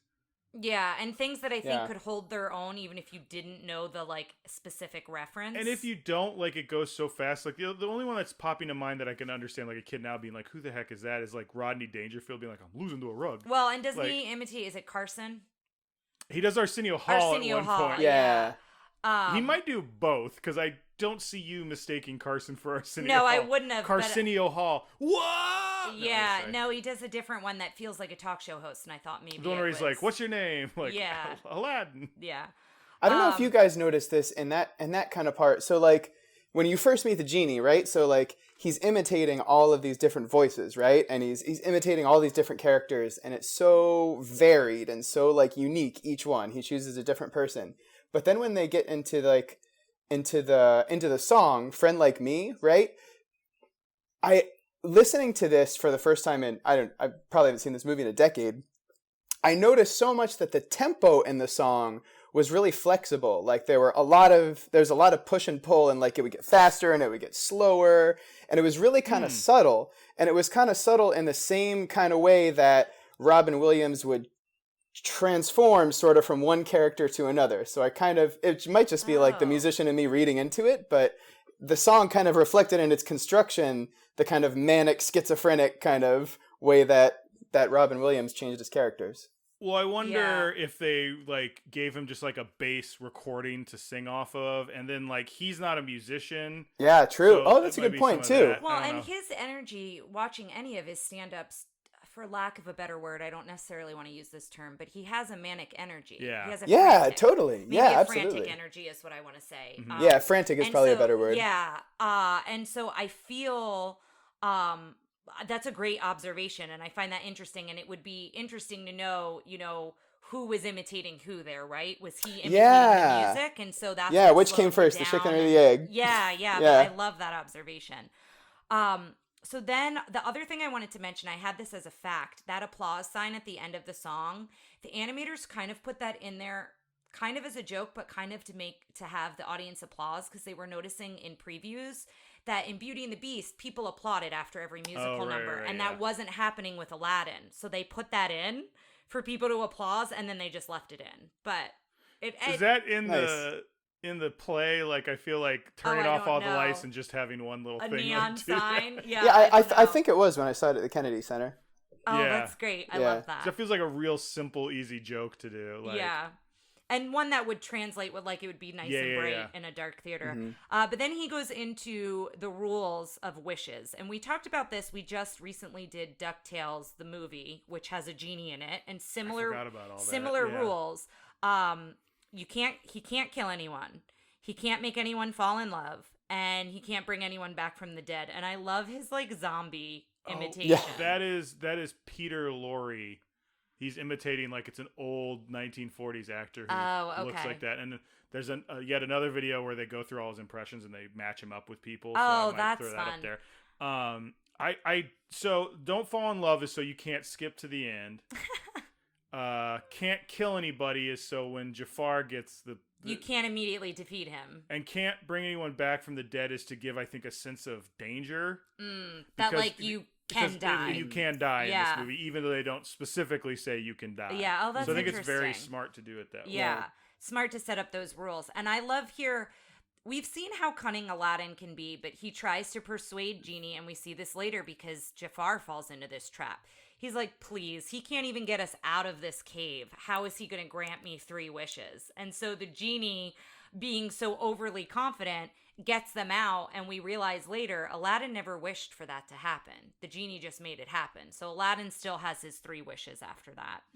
I love that bit where he's like, technically, and that shows how much of a good con man he is. Exactly. Because that plays out through the whole thing. That's how he defeats Jafar. Spoiler alert, it's all he's a con man, but he's just a good guy con man. Yeah.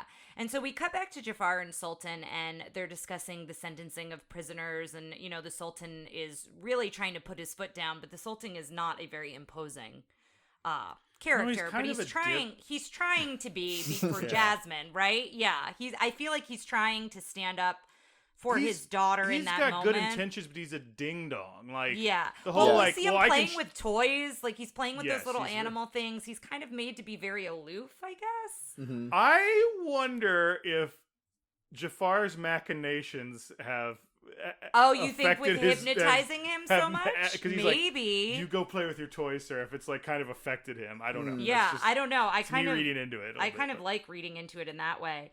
And of course, Jafar apologizes, and then you hear Jasmine again standing up. When I'm queen, I'll get rid of you. And this is where Iago starts talking about, what if you were the chump husband? And so becomes Sultan. And the sinister laughing between the two of them. I love how that scene kind of cuts out there. So now we're back to the cave, back out of the cave. We see Aladdin still has his wishes. And then Aladdin immediately, again, he goes to Genie. Well, what would you wish for? Yeah. And this is where we hear Genie dreaming about freedom, but my master has to wish it, and no one will ever do that. And then we see Pinocchio. He changes to Pinocchio and says, I love all kid. There's a couple Disney references. Yeah, Sebastian. The Goofy at the end. Goofy, the Goofy hat at the end, so Aladdin promises to set him free, and the first wish is make me a prince, and that's, so he can meet Jasmine in that way. And that's when we see Abu change, and I love that Abu is scared of his reflection as the elephant. Like, he's so freaked out when he looks in the water and sees that. And then we cut back to the Sultan stacking animals. They're like these, I guess they're glass. They're like little glass figurines. And this is where Jafar comes in with, I have the solution to the problem with your daughter. You can choose a suitor for her. And if not, the princess can be married to the royal advisor. So it's clear that Jafar has made up that rule because he doesn't let the Sultan look too quickly. And then he hypnotizes him again. I also want to point out, going back to this queer coding earlier, when Iago says, you should marry the thing, Jafar's like, what? It's such a thing to him. I feel like that's doing a little bit of I feel like he hasn't thought of it too. I think he's so I think it works both ways. Yeah, agreed. And it kind of breaks down later when he's like, again, that's why he's queer coded and not flat out a queer character, but when he's like, make the princess love me. And I think it's less, we'll get there in a sec, but I think that's less about he actually loves the princess and just wants everything. The power. Yeah. So then we see Prince Ali, the song, the caravan, the opulence. And again, just go watch the scene. It's good. But great. If there are things you guys want to mention from it, go right ahead. It's amazing. I love this whole scene. I love the whole bit of Genie being in like human skin color. Yes, I do too. Yeah, blending in with the crowd. And then running around. Hyping the crowd. He's Aladdin's hype man. I think, and we'll find this out when we watch the live action version, but I think that's a big part. I think Will Smith, to save on SFX for one thing, I think he spends a lot of time. SFX is sound effects, visual effects. I think to spend time on that, to save money on that, he spends a lot of time in the movie as like his a human version. Servant. But I love that they got that whole idea from this just scene of him like running around, popping the car and be like, I heard he's great. Yeah, it's so good. It's really great. And throughout the whole thing, Jasmine's rolling her eyes. The Sultan is pumped. He is so excited. He's like here for the show. He's like a kid in a candy shop. He really is. He's so joyful. He's so impressed by everything that Aladdin brings. It's just so opulent, over the top. And later when he's asked to take a ride on the carpet, I love that Jafar, and I'm skipping ahead a little bit here because I want to talk about something else, but I love that Jafar and Aladdin are kind of having a somewhat serious conversation. Jafar's trying to figure out, like, where are you from? And you just see the Sultan zooming around in the background on the carpet. It's so good. But I love also that Jafar calls him Prince Abubu. Last night, Ryan and I just kept saying that. I just love Prince Abubu. Because it's and he delivers it in such a serious way, but it's so silly. Like it's beautiful. And the line that he delivers when he's like ecstatic. Yeah. When the Sultan is so excited to see him. But this is where they all start kind of discussing, like, we should do this for Jasmine, we should do this. Jafar even is like, I must protest. And the Sultan says he's an excellent judge of character, which we, the viewer, know that that's not true. And then, but then Jasmine comes in and is like, shame on all of you. I'm not a prize to be won. Yeah. I love that line so much. I think it really, expresses what her character wants, and also like, it's not just like she's mad at Aladdin. Like she's like, all of you, like this is her whole life is just people deciding what she does. Yes, and so then it cuts to Abu trying to open bananas as an elephant. I just love that moment, and you see the stack that he hasn't been able to do. And Genie and Carpet are playing chess, and this is where the first time that Genie really encourages Aladdin, you need to just be yourself. Tell her the truth. Like, you are worth it. Like, you're worthy. And he goes, no, I can't do that. So he goes to see her on the carpet. And this is where she starts to get an inkling when he takes the turban off. She sort of thinks that she recognizes him. And then Ryan made the point. Well, this is where we need to talk about the Clark Kent of it all. Like, she doesn't seem to recognize him because he's just wearing a hat. He's just got a hat on. Yeah. Jafar's like, how do I know you? Like, it's like, come on. But I don't know. It works in animation. I'm curious works to see well how they here, do it. I think, because we see when she catches on. She catches on in a couple different moments. Yeah. But I love that the genie turns into a bee and is trying to buzz around and giving Aladdin advice, and then it backfires. And then when Aladdin jumps off the balcony, she tells him just jump off the balcony, and he goes, all right. And then, we see the bit, he's on the carpet, and so, he asks, do you want to go see the world? And he knows that she does. Well, he also says, right? Do you trust me here? Yes. And that's when she goes, that's her second. Oh, no, later when he's do you trust me's first? The first. And, that's when and she starts going. She kind of has an inkling, and later it's the apple that I was talking about. Yeah, he does the same, like, down his shoulder trick, which we got a bag of apples in the fridge. You're going to try it? But it cuts to the wonderful, or a whole new world. Yes, and he does that, sequence. And she does it again. And that's when I said, I don't think, Jasmine's no dummy. She knows what's up. Yeah. Also, I love that the bird that was so shocked to see them flying in the sky, like all of a sudden they come on this magic carpet and that bird like squawks. There are little details like that I love. But as he gives the apple, she then says, it's such a shame Abu had to miss this. And she's so smart. I love the intelligence of Jasmine because she is conning him just like he cons throughout the film. And he goes in and says, oh, yeah, and it starts talking about Abu. And then she gets pretty angry and says, do you think I'm stupid? I wouldn't figure it out. Tell me the truth. And I wrote, ugh, here for Aladdin because this was obviously... Well, the carpet did the same thing where the carpet's like... Yeah. This was his opportunity, and instead he says, I sometimes dress as a commoner, royalty in disguise, and she can identify with that. So he drops her off. The carpet helps give him a boost. They kiss, and now they're both, kind of in love with one another.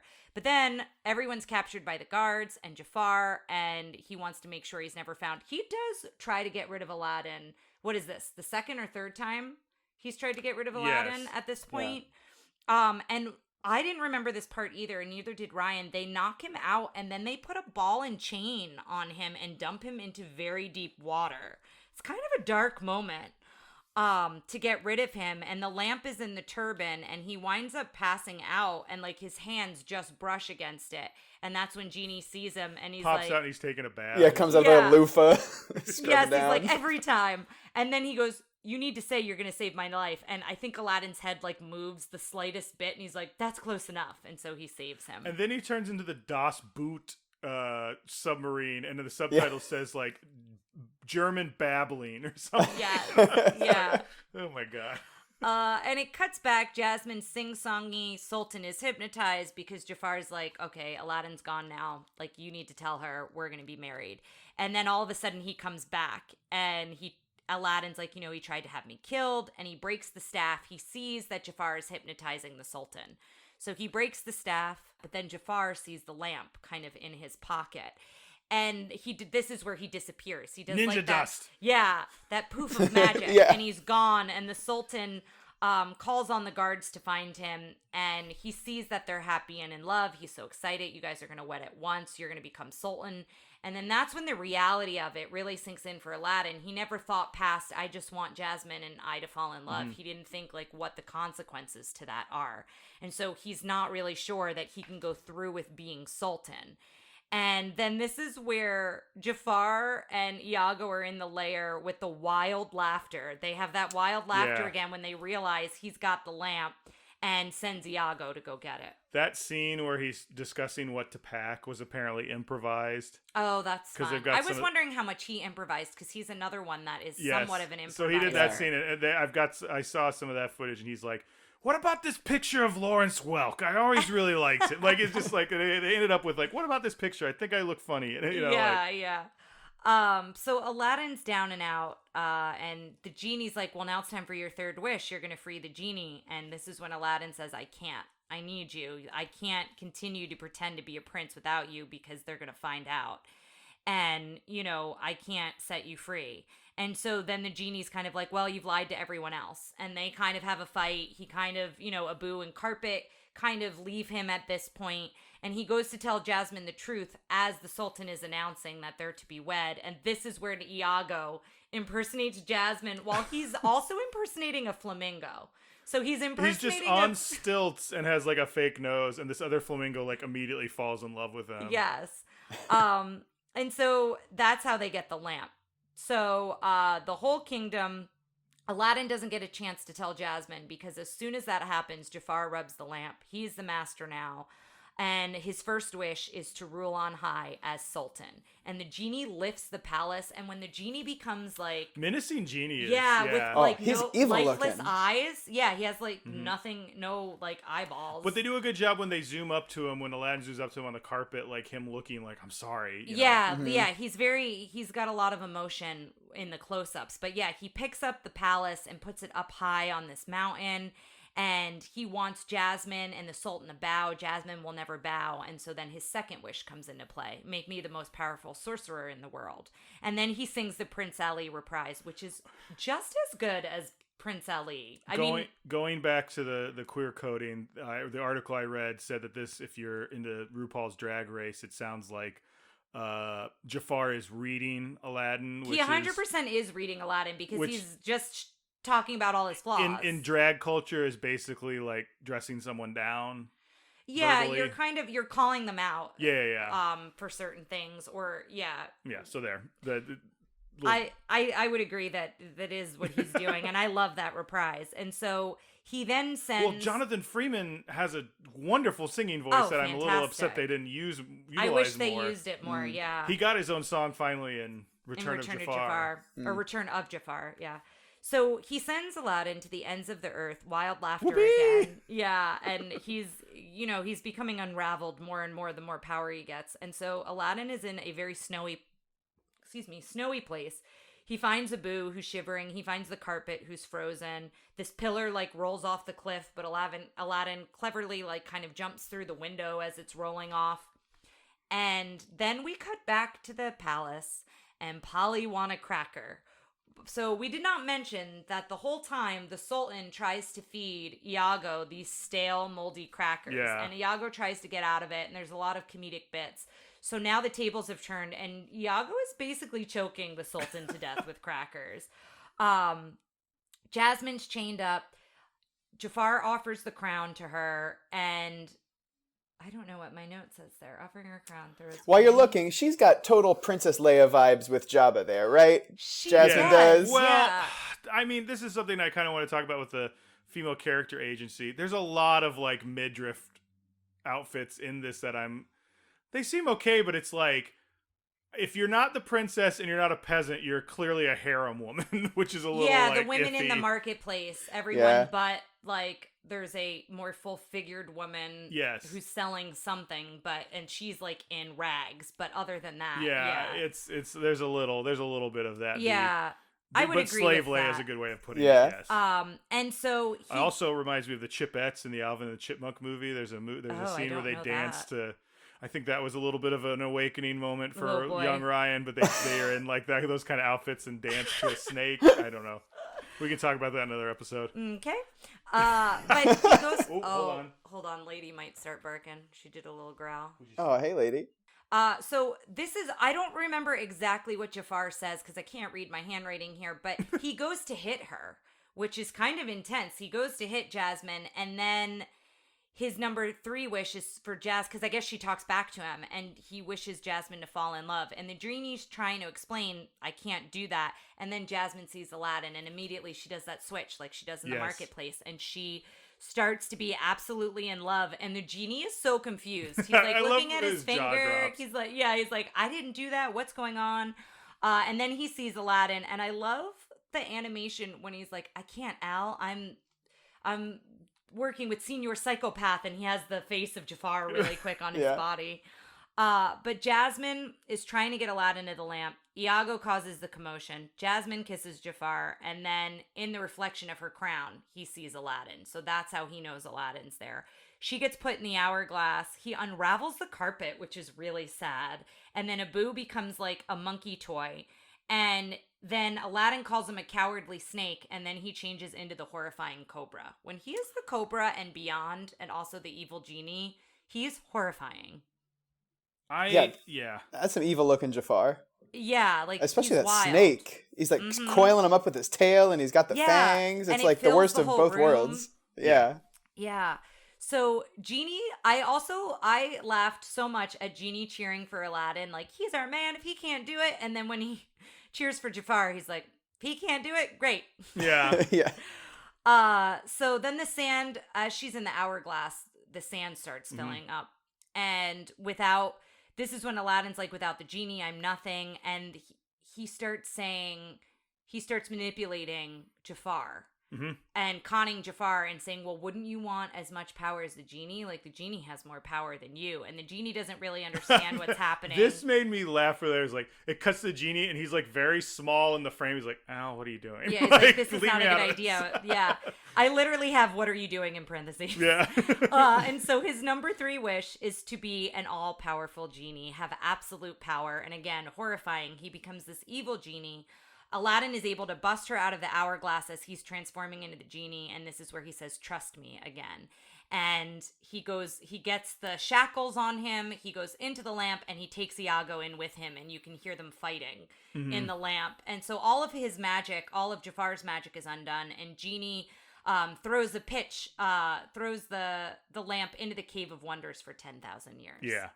So that's the end of Jafar. I would now like to talk about the next resolution because it is Genie says, Al, use your wish, make yourself a prince again. Aladdin frees the genie, and then the Sultan he says, I need to stop pretending something I'm not. Yes, I need to stop pretending to be something I'm not. I'm sorry. And then the Sultan changes the law. Couple things there. Number 1. There were, as far as I could see, at least 7 more wishes sitting around that table that we could have cured all the poverty in Agrabah. They could have cured diseases. There's a couple and they didn't need it. They said, Genie, we just need this for another 20 minutes. Or they could have explained to the genie. Like, I know he's worried. Like, just be like, hey, man, we needed to solve some stuff in this world. And they didn't. And then the big thing that the Sultan seems to, everyone's like, oh, Sultan, like, thank you for clearing this. He could have done that from minute 1. This could have been a shorter movie. That is true. But then we wouldn't have had all the beauty that was in between. I'm just saying. There's a lot of things. They kind of neglected their power by just freeing the genie so quickly. And then who's to say the genie can't also still do those things? I'm curious what his power level is. That's what I was going to question, because he's still magical after he's free. Yes. Like, he's flying around and... Here is my second point I wanted to make. Okay. Did you notice that he immediately puts on like a Hawaiian shirt, which feels another anachronistic character, Merlin? Yeah. Like, that's their first thing when they leave. Magical anachronistic characters are like, I got to put on a Hawaiian shirt and I gotta go see the world. Yeah. I did feel though with the goofy hat he was going to Disney World. Yes, he was clearly going to Orlando. But I do like the moment between Aladdin and Genie at the end. I'm being cynical. I think it really feels good for the character, for Aladdin to be able to say, because that's the other thing. Like, he could wish himself into a prince and then be like, hey, or Jasmine, you wish him free. But I think it was important to the character that Aladdin do it. And then he proves his worth, which is what the Sultan says. And then... Also, you shouldn't have to prove your. This is another thing, but like, I think the Sultan's worried, like, he doesn't want somebody to come in and just want their riches, right? Yes. So that's if how everything I took goes it, well but... and everyone does the right thing from minute 1 to the end of the movie, it's not an interesting movie. Yeah. I'm just saying. Yeah. If I had 3 wishes, there's a lot of things we could figure out. Number 1. Here we go. No, I don't know. Well, that's a good question. That is a good question. What would our 3 wishes be? 3 wishes is going to be hard, so everybody think about a wish. Okay, let's do 1 wish that's altruistic. Ooh. Okay, so your 3rd wish has to be you set the genie free. Okay. So you've got 1 altruistic wish and you've got 1 goofy wish. My first wish would be to cure diabetes. Okay. And then my second wish would be that I don't know. We'll get back to me. Do you guys have I've got mine. Okay, go. My first wish would be to cure Alzheimer's. I feel like that's close to me because of who I work with.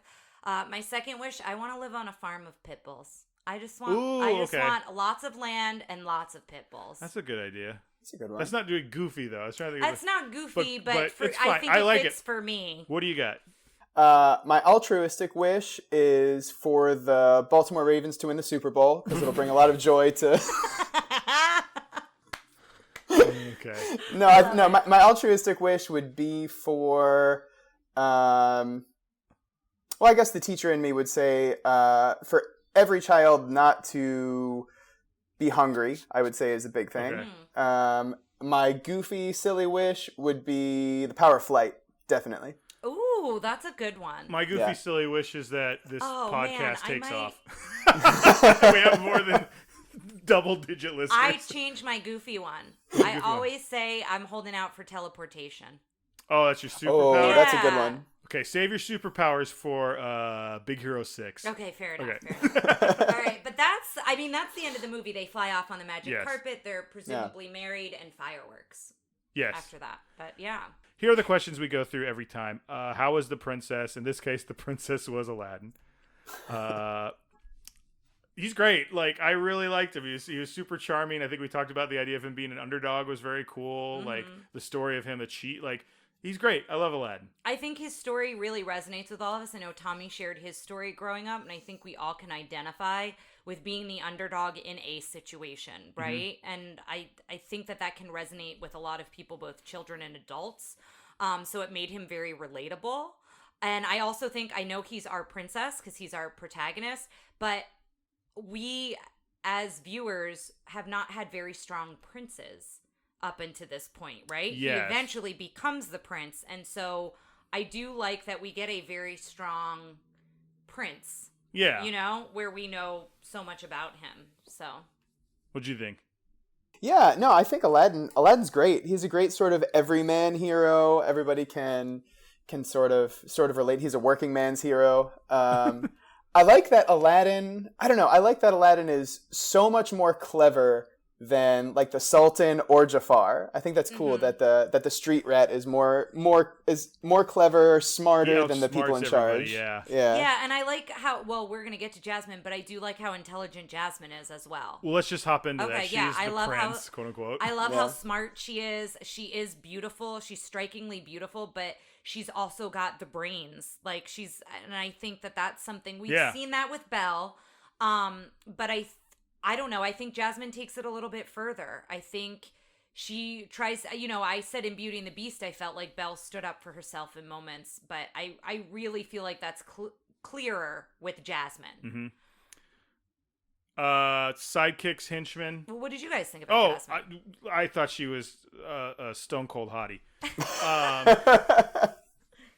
I had the Jasmine Barbie doll. She's definitely on more merch. She's definitely on the Cartoon Crush list. Yeah, I think Jasmine is great. It's so interesting with her because it's funny because she lacks a lot of basic knowledge because she's been secluded in the palace for so long. Like she goes and the money thing steals the thing she doesn't understand. She's like, oh, well, I'll just go to the palace. They're like, you're not going to the palace, of course. You look like you're just some street beggar. So, but then she immediately kicks into that like, oh, I know how to like fake that I'm crazy, so I'll pretend this camel is a doctor. So it's interesting because she's so sheltered, but she's so smart.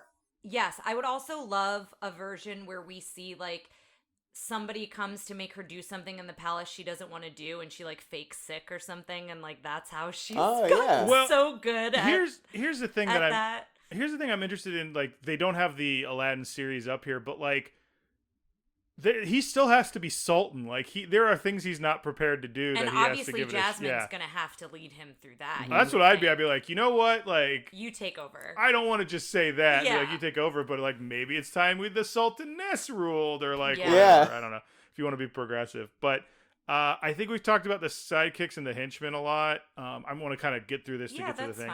Fine. Favorite musical number?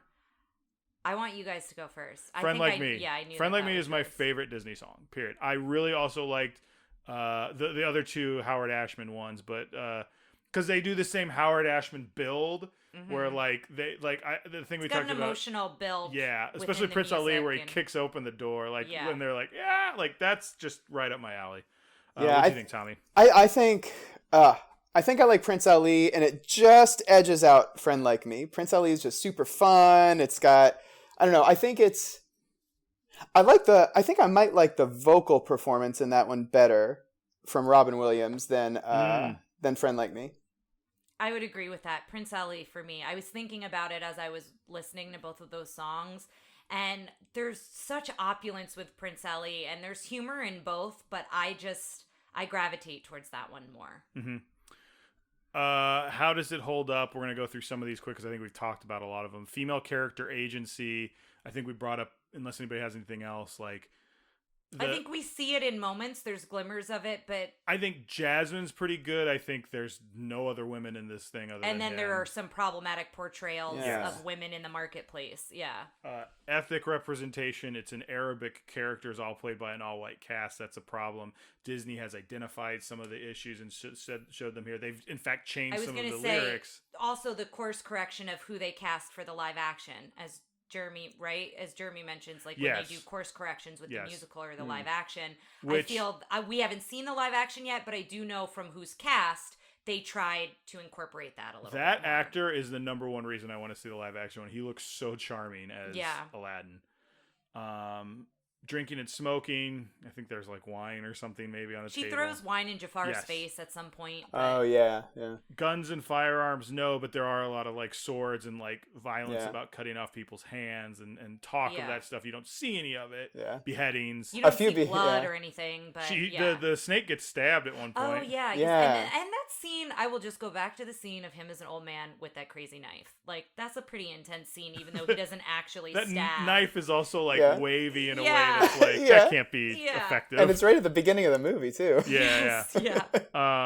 Oh yeah. Well, what happens to Gazim? Does the Gazim die? I mean, I assume must be. I'm taking it to a dark place. He suffocates. Like he gets suffocated in the sand.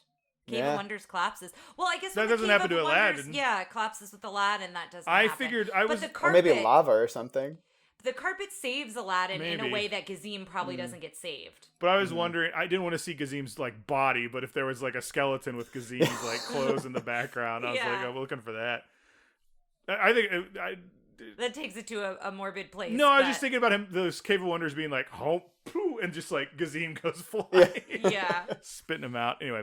All right, guys, it's that time. It's time. We are going to do the infallible scientific villain ranking system. Oh, man. All right, so for Jafar, frightening. I think we should take into account, like you said, both the snake and the wizard, the genie versions. So I think, in my opinion, I haven't really thought about him for frightening, but I think he should rank kind of high.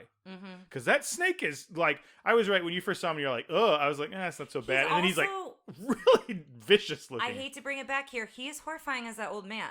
Like I'm gonna keep going back to that old man.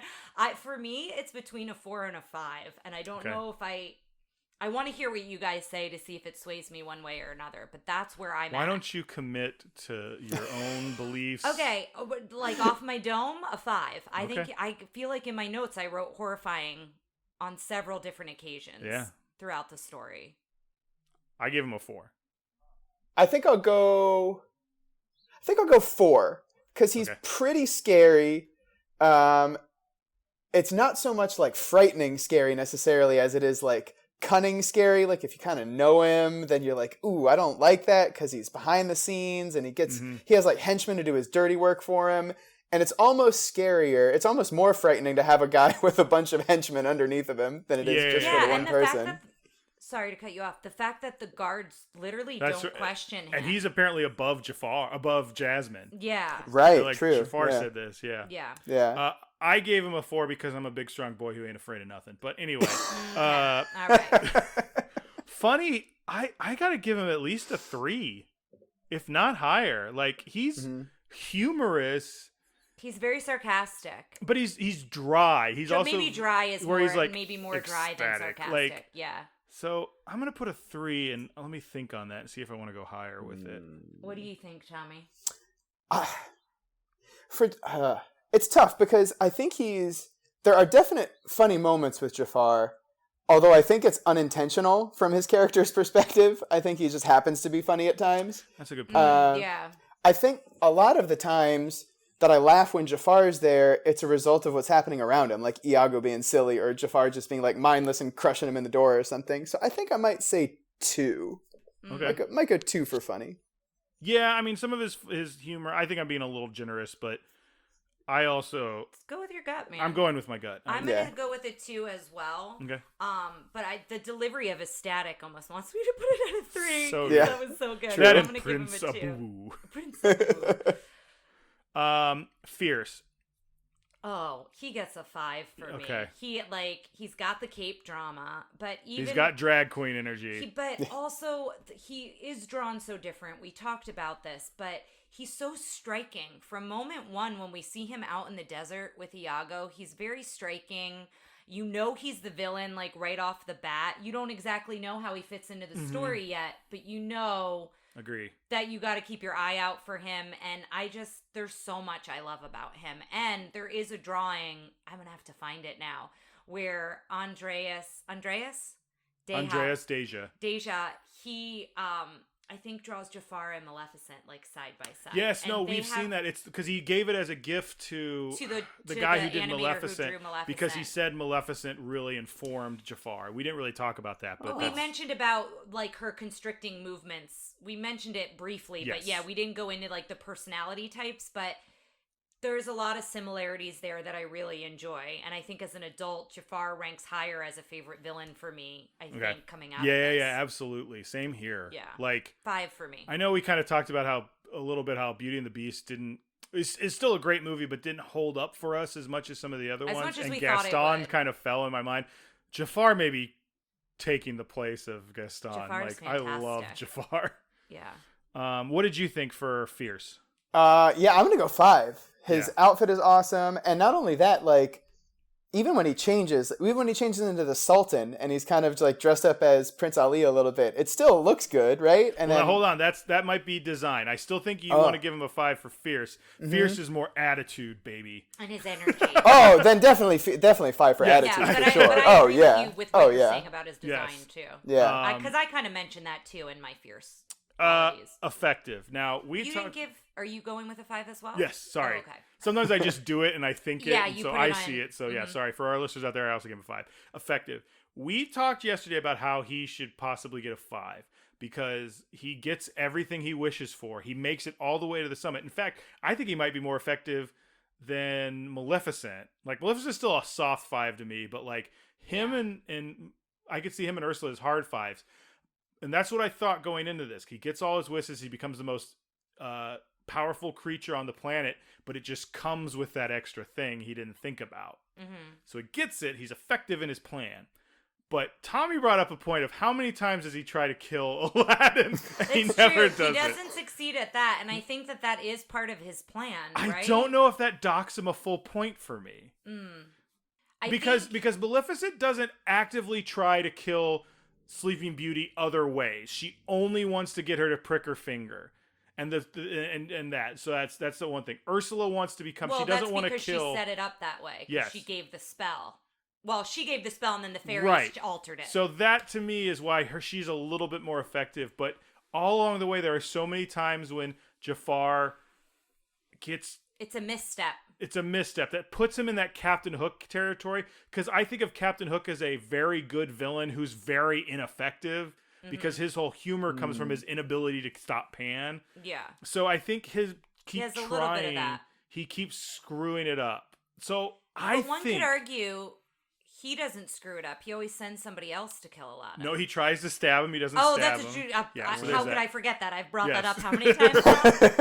So because of that, and this is a audible that I am making after watching the movie. Nice. He has gone from a 5 to a 4 for Interesting. me. Oh. But he is a hard 4. Oh, Peyton Manning over here calling an Omaha. I know. Jeez. How about you, Tommy? Are you at a 4 as well? I think. Oh man. I see. It's interesting because I was thinking 4, but And now again, I'm kind of thinking 5 because he had so many exit strategies. He had so many different paths he could have taken as the story progressed. He could have taken care that's a of. good point too. He had his secret lair, so if he got caught, he could get away. He had he knew where the lamp was. He knew and he could think on his feet, but he also didn't think far enough ahead. It's he planned really well, but he didn't think about the consequences. So I think just in a that reminder, vein, I'm not arguing for a 4. I'm explaining why I gave him a 4. So don't Yeah. think I'm trying to bring a case before you guys. yeah, I So think I'm 4 because I think a 5 he would have thought one step ahead and realized the genie was his servant. So then he would have been the servant. So I'm going to go 4. See, I'm going to... You can go 5? Yes, and let me tell you why. Let's hear it. So I think he did plan out very well because how long has he been hypnotizing the Sultan, right? Sultan has trusted him for so long. That's a good point. So he's been playing the long game. He's known about this lamp. I don't think Kazim is the first dope that he got to go into the Cave of Wonders. Well, I don't know about that because I feel do you think that was the cave being exasperated? If this is the 20th guy, he's just go find the diamond in the rough, all right? That's who you need. Well, I think an argument can be made either way, but I feel like Iago kind of implies that they've done this before, and maybe that was me reading into it in that moment. But I do feel like he knows about this lamp, that furthers his thing, and I think when it comes to him not thinking about the genie is a servant of him, he's so crazed with power at that point. He has complete unlimited power. And I think that is Ursula's demise too, right? Yes. She's ruling the ocean and she's not seeing that Eric is coming at her until it's too late. And I feel like he gets blinded by that. And I think because of how I have ranked other villains, I'm doing Jafar a disservice if I don't give him a 5. Because I think that's kind of been my viewpoint. I respect the 4s, but that's kind of where I'm coming from with That's it. my biggest thing against giving him a 4 is I feel like I might be a little too hard on him that I haven't been in the past. But this is an ever-evolving podcast. You got to go with your gut. I think I'm sticking with a 4. Yeah. I think a 4 is a completely respectable number. Yeah. He'd at least get a bronze. Yeah. Yeah. Design. Now on design, I'm giving him a 5. I'm giving him an 8 point. Yeah. No, I'm giving him a 5 as well. His original design is well thought out. It's different than everyone else. It's not smooth lines, and he does kind of curve a little bit, but he is sharp and straight. He looks good, despite what you said as the Sultan. I don't love him in that Sultan outfit, but that's just because I like him in the dark colors because he's sinister. But yes, I agree. He is terrifying as the old man, and yet you can kind of see Jafar still in him. He's got 5 different looks, and they are all wonderful. The genie at the end is so scary and powerful, and so much so that I think they made that second movie because people wanted to see more of Genie Jafar, Aladdin Abu. Yeah. So he's got a 5 from me, and he's got a 5 from you, Tara. Yes, and I think for a lot of those same reasons, and I also love, and we talk about this all the time, I think sometimes fierce and design can influence one another, and I think Jafar is another great example of that here, where the way he's designed influences his personality and vice versa, and I think that's very strong. So yeah, he's a 5 for me. Yeah, I think I'm definitely a 5 also. Just awesome. And it's great. I totally agree that you still see some of those characteristic sort of lines and curves in him, but they're really, really subtle, and they're also kind of integrated in those hard, more angular sort of lines. So you can tell this guy's definitely from Aladdin, or from Agrabah, but it's he's definitely not one of the good guys. Yeah, he didn't look out of place, but like it didn't feel like he was a different character from a different movie, but it definitely set him apart. Yeah. Okay, I want to talk a little bit about Go Away Heat. Which is, if you don't remember, like when they're on screen, how much you don't want them on screen. It's usually like weird things that make you, ugh. So he's getting definitely a 2 from me because of that old man. I hate that old man. I think the old man is gross. I think when he smiles and there's like, it's so gross. I do not like the old man. That old man, I will wake up in the night going, "Old man Jafar!" Like that's gonna happen. Does he give a name as the old man or no? He doesn't introduce himself. No, he just gets through it. Okay, I kind of want to know what his name would have been, but. So I want to give him I'm potentially giving him a 3 now because there's a line in here that I never noticed before, and I'm surprised you didn't really catch it. Where when the Sultan is like, I'm gonna have you marry Jafar, and Jasmine's quiet goes, "You're speechless, I see. A fine quality in a wife." I didn't hear the fine quality part. I heard you react, but I think your reaction I read the subtitle, yeah, and I went, I did. "Whoa!" Oh, I would have reacted to that. I would have reacted to that way more had I picked that up. So, I think that's a hard point for that. Like for me, he's starting at a 2, and that's some bad misogyny just to throw in. He does refer to people as slaves a lot. I think that's more of a problem of the movie than it is of Jafar specifically. Yeah. I think it's a soft 3, but I'm giving him a 3. Yeah, Genie is his slave. Yeah, well, he calls her a slave. Yes. He says a lot of stuff like that. So I'm giving him a 3. Okay. Because of just kind of some problematic stuff. The problematic stuff pushes him into 3. He's got a hard 2 because I'm like, take the mask off for that stupid old man. I'm the opposite. The old That's man. Fine. That's the point. The old man horrifies me, but I love him. I love how different he is from Jafar, but he's so he was a 1 for me until you said that line that I did not catch, which I will probably go back and watch just to hear it since I missed it. He will get a 2 from me because of that line, because I would have been outraged had I heard it. And Tommy, I don't want you to feel that if you vote a 1, that means you don't care about misogyny. So just go ahead and feel free to say here on the podcast, put it on the record that I hate women. It's time for you to go out there. No. In that case, I'll go -17. And I will say I want more of Jafar, so that's why he would usually be a 1 for me, because I want him on the screen more. But I love him. That's the thing about, I think we need to talk about this, is Go Away Heat doesn't necessarily mean it's the opposite of Yes Factor. Good point. Because you can want to root against someone and be like, "Ugh, there's some problematic stuff," and still be like, "Give me more." That's true. I'm staying with my 2, but yeah. I think so. The higher scores, the more I want him off the screen when he's on the screen. The more you hate, like there's love to hate someone and there's hate to hate someone. This is hate to hate someone, and also if there's an uncomfortableness or an ickiness about him, like sometimes I'm like, oh, like I don't love. Like when he's an old man with teeth going in every direction, like a broken piano. Yeah, I think it's probably a 2, just because like. Also thinking of this as like a kid, like he's really scary as the genie, like as the Jafar genie. That's a good point too. And like I would have hated to hate that. Like that would have like scared me as a kid, I think. And I think it's the genie is intense. That's a good. It's and just he's so not on nice. The screen for very long, it's just at the end, and it's real scary. I think, but also he's just so refreshing to have on screen because he's so different. But then I also think like. Is that Iago that's influencing me too? Do I like to see Iago and that's Jafar? Just remember the next subject we could probably get into right now is Yes Factor, which is the opposite. It's how much when he wasn't on screen you were like, oh man, bring back Jafar. Yeah, because I like, I don't know, because I love to hate Iago too. I don't know. No, I think I'm going to do it at 2. I think a 2's a fair one for him. I have a new cosplay. Am I going to be Iago? I'm going to be the old man. Oh, oh nice. You're going to be sleeping somewhere else that night. Not in my house. No. Yeah, no. Yes Factor. I think he's a 5 for me. I really like. I think he would have been a 4 originally, but like, I think watching it bumped him up to a 5. He may be my new favorite villain, like more than Ursula. I love Ursula, but like, Ursula is clearly the best villain, and I don't like to be the guy who's like, I like, the best. That's why I'm a Cowboys fan. There's a lot of football talk on this episode. I know, right? I think I really like Jafar. Really has gone up in my personal list, but What do you guys think? He's a 5 for me, and he's gone up in my personal list as well. But I don't think he comes above Ursula for me personally. But I want more. I said it earlier. I want him on screen more. I remember liking Return to Jafar.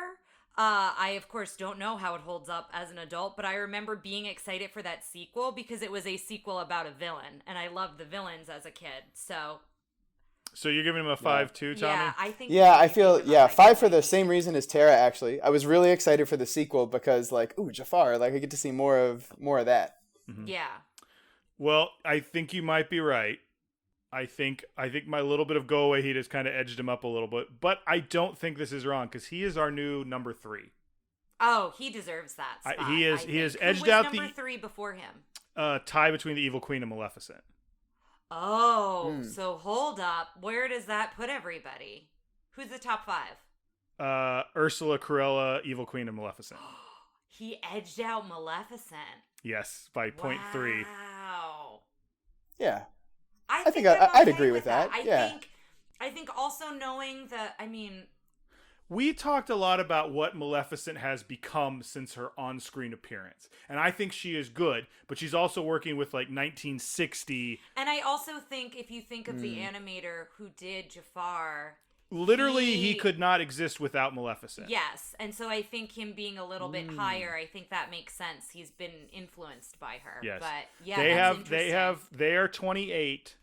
Jafar is 28.3. Wow. Oh man. Cruella DeVille is 28.5. Wow.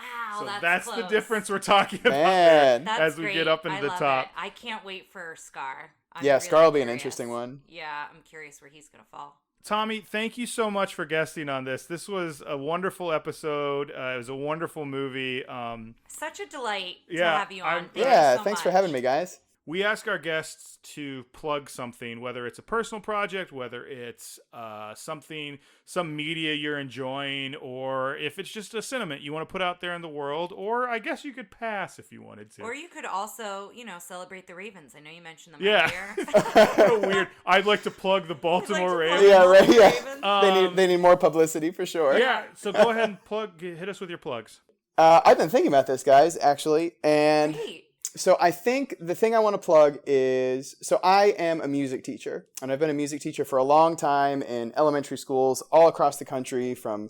I was in El Paso, I was in Baltimore, I'm in DC now. So anybody who's listening to this, all, 7 to 10 of you, take a look. We have more than that. There are dozens of us. Yeah, dozens. We can almost feel an offense and a defense. So, look in your basement, look in your attic, look in your garage, look in an old closet for any musical instruments you might have.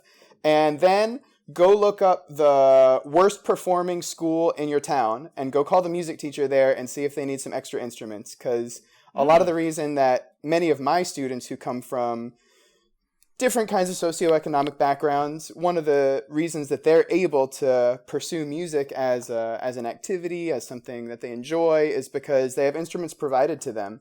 And there's a lot of kids around the country like that. So if you have a guitar or a keyboard or a violin or a trumpet laying around, call up one of the schools and donate it. I should do that with my trumpet. I keep saying I'm going to turn it into a lamp. It's going to do a lot more use for someone. Yeah. I love that, Tommy. Thank you for sharing that. I never really thought about doing to do it in that way. I think that's a great way that you can kind of give back to the community. And I love the idea of looking up a school that is very much in need, right? Instead of just donating to like who's close by, depending on what that school's performing is like. Not giving up my didgeridoo though. No, that you're holding. Oh, no way, yeah. Well, thank you again, Tommy. Guys, next time we have a very special guest for The Nightmare Before Christmas, I believe. Yeah, we're headed back to Christmas. And we're going to some Christmas town. Christmas. So, yeah, thanks again for listening, and we'll see you next time. All right, bye. Thanks for listening to Tara and Ryan's Princess Diaries. If you want to tell us your favorite Disney villain and why it's guest on, send us an email at trprincessdiaries@gmail.com. Or you can send a tweet about how great Maleficent is to @TRP Diaries. Check out our Facebook group by searching for Tara and Ryan's Princess Diaries. Karen Ryan's Princess Diaries are available on iTunes, Stitcher, Spotify, Overcast, and many more.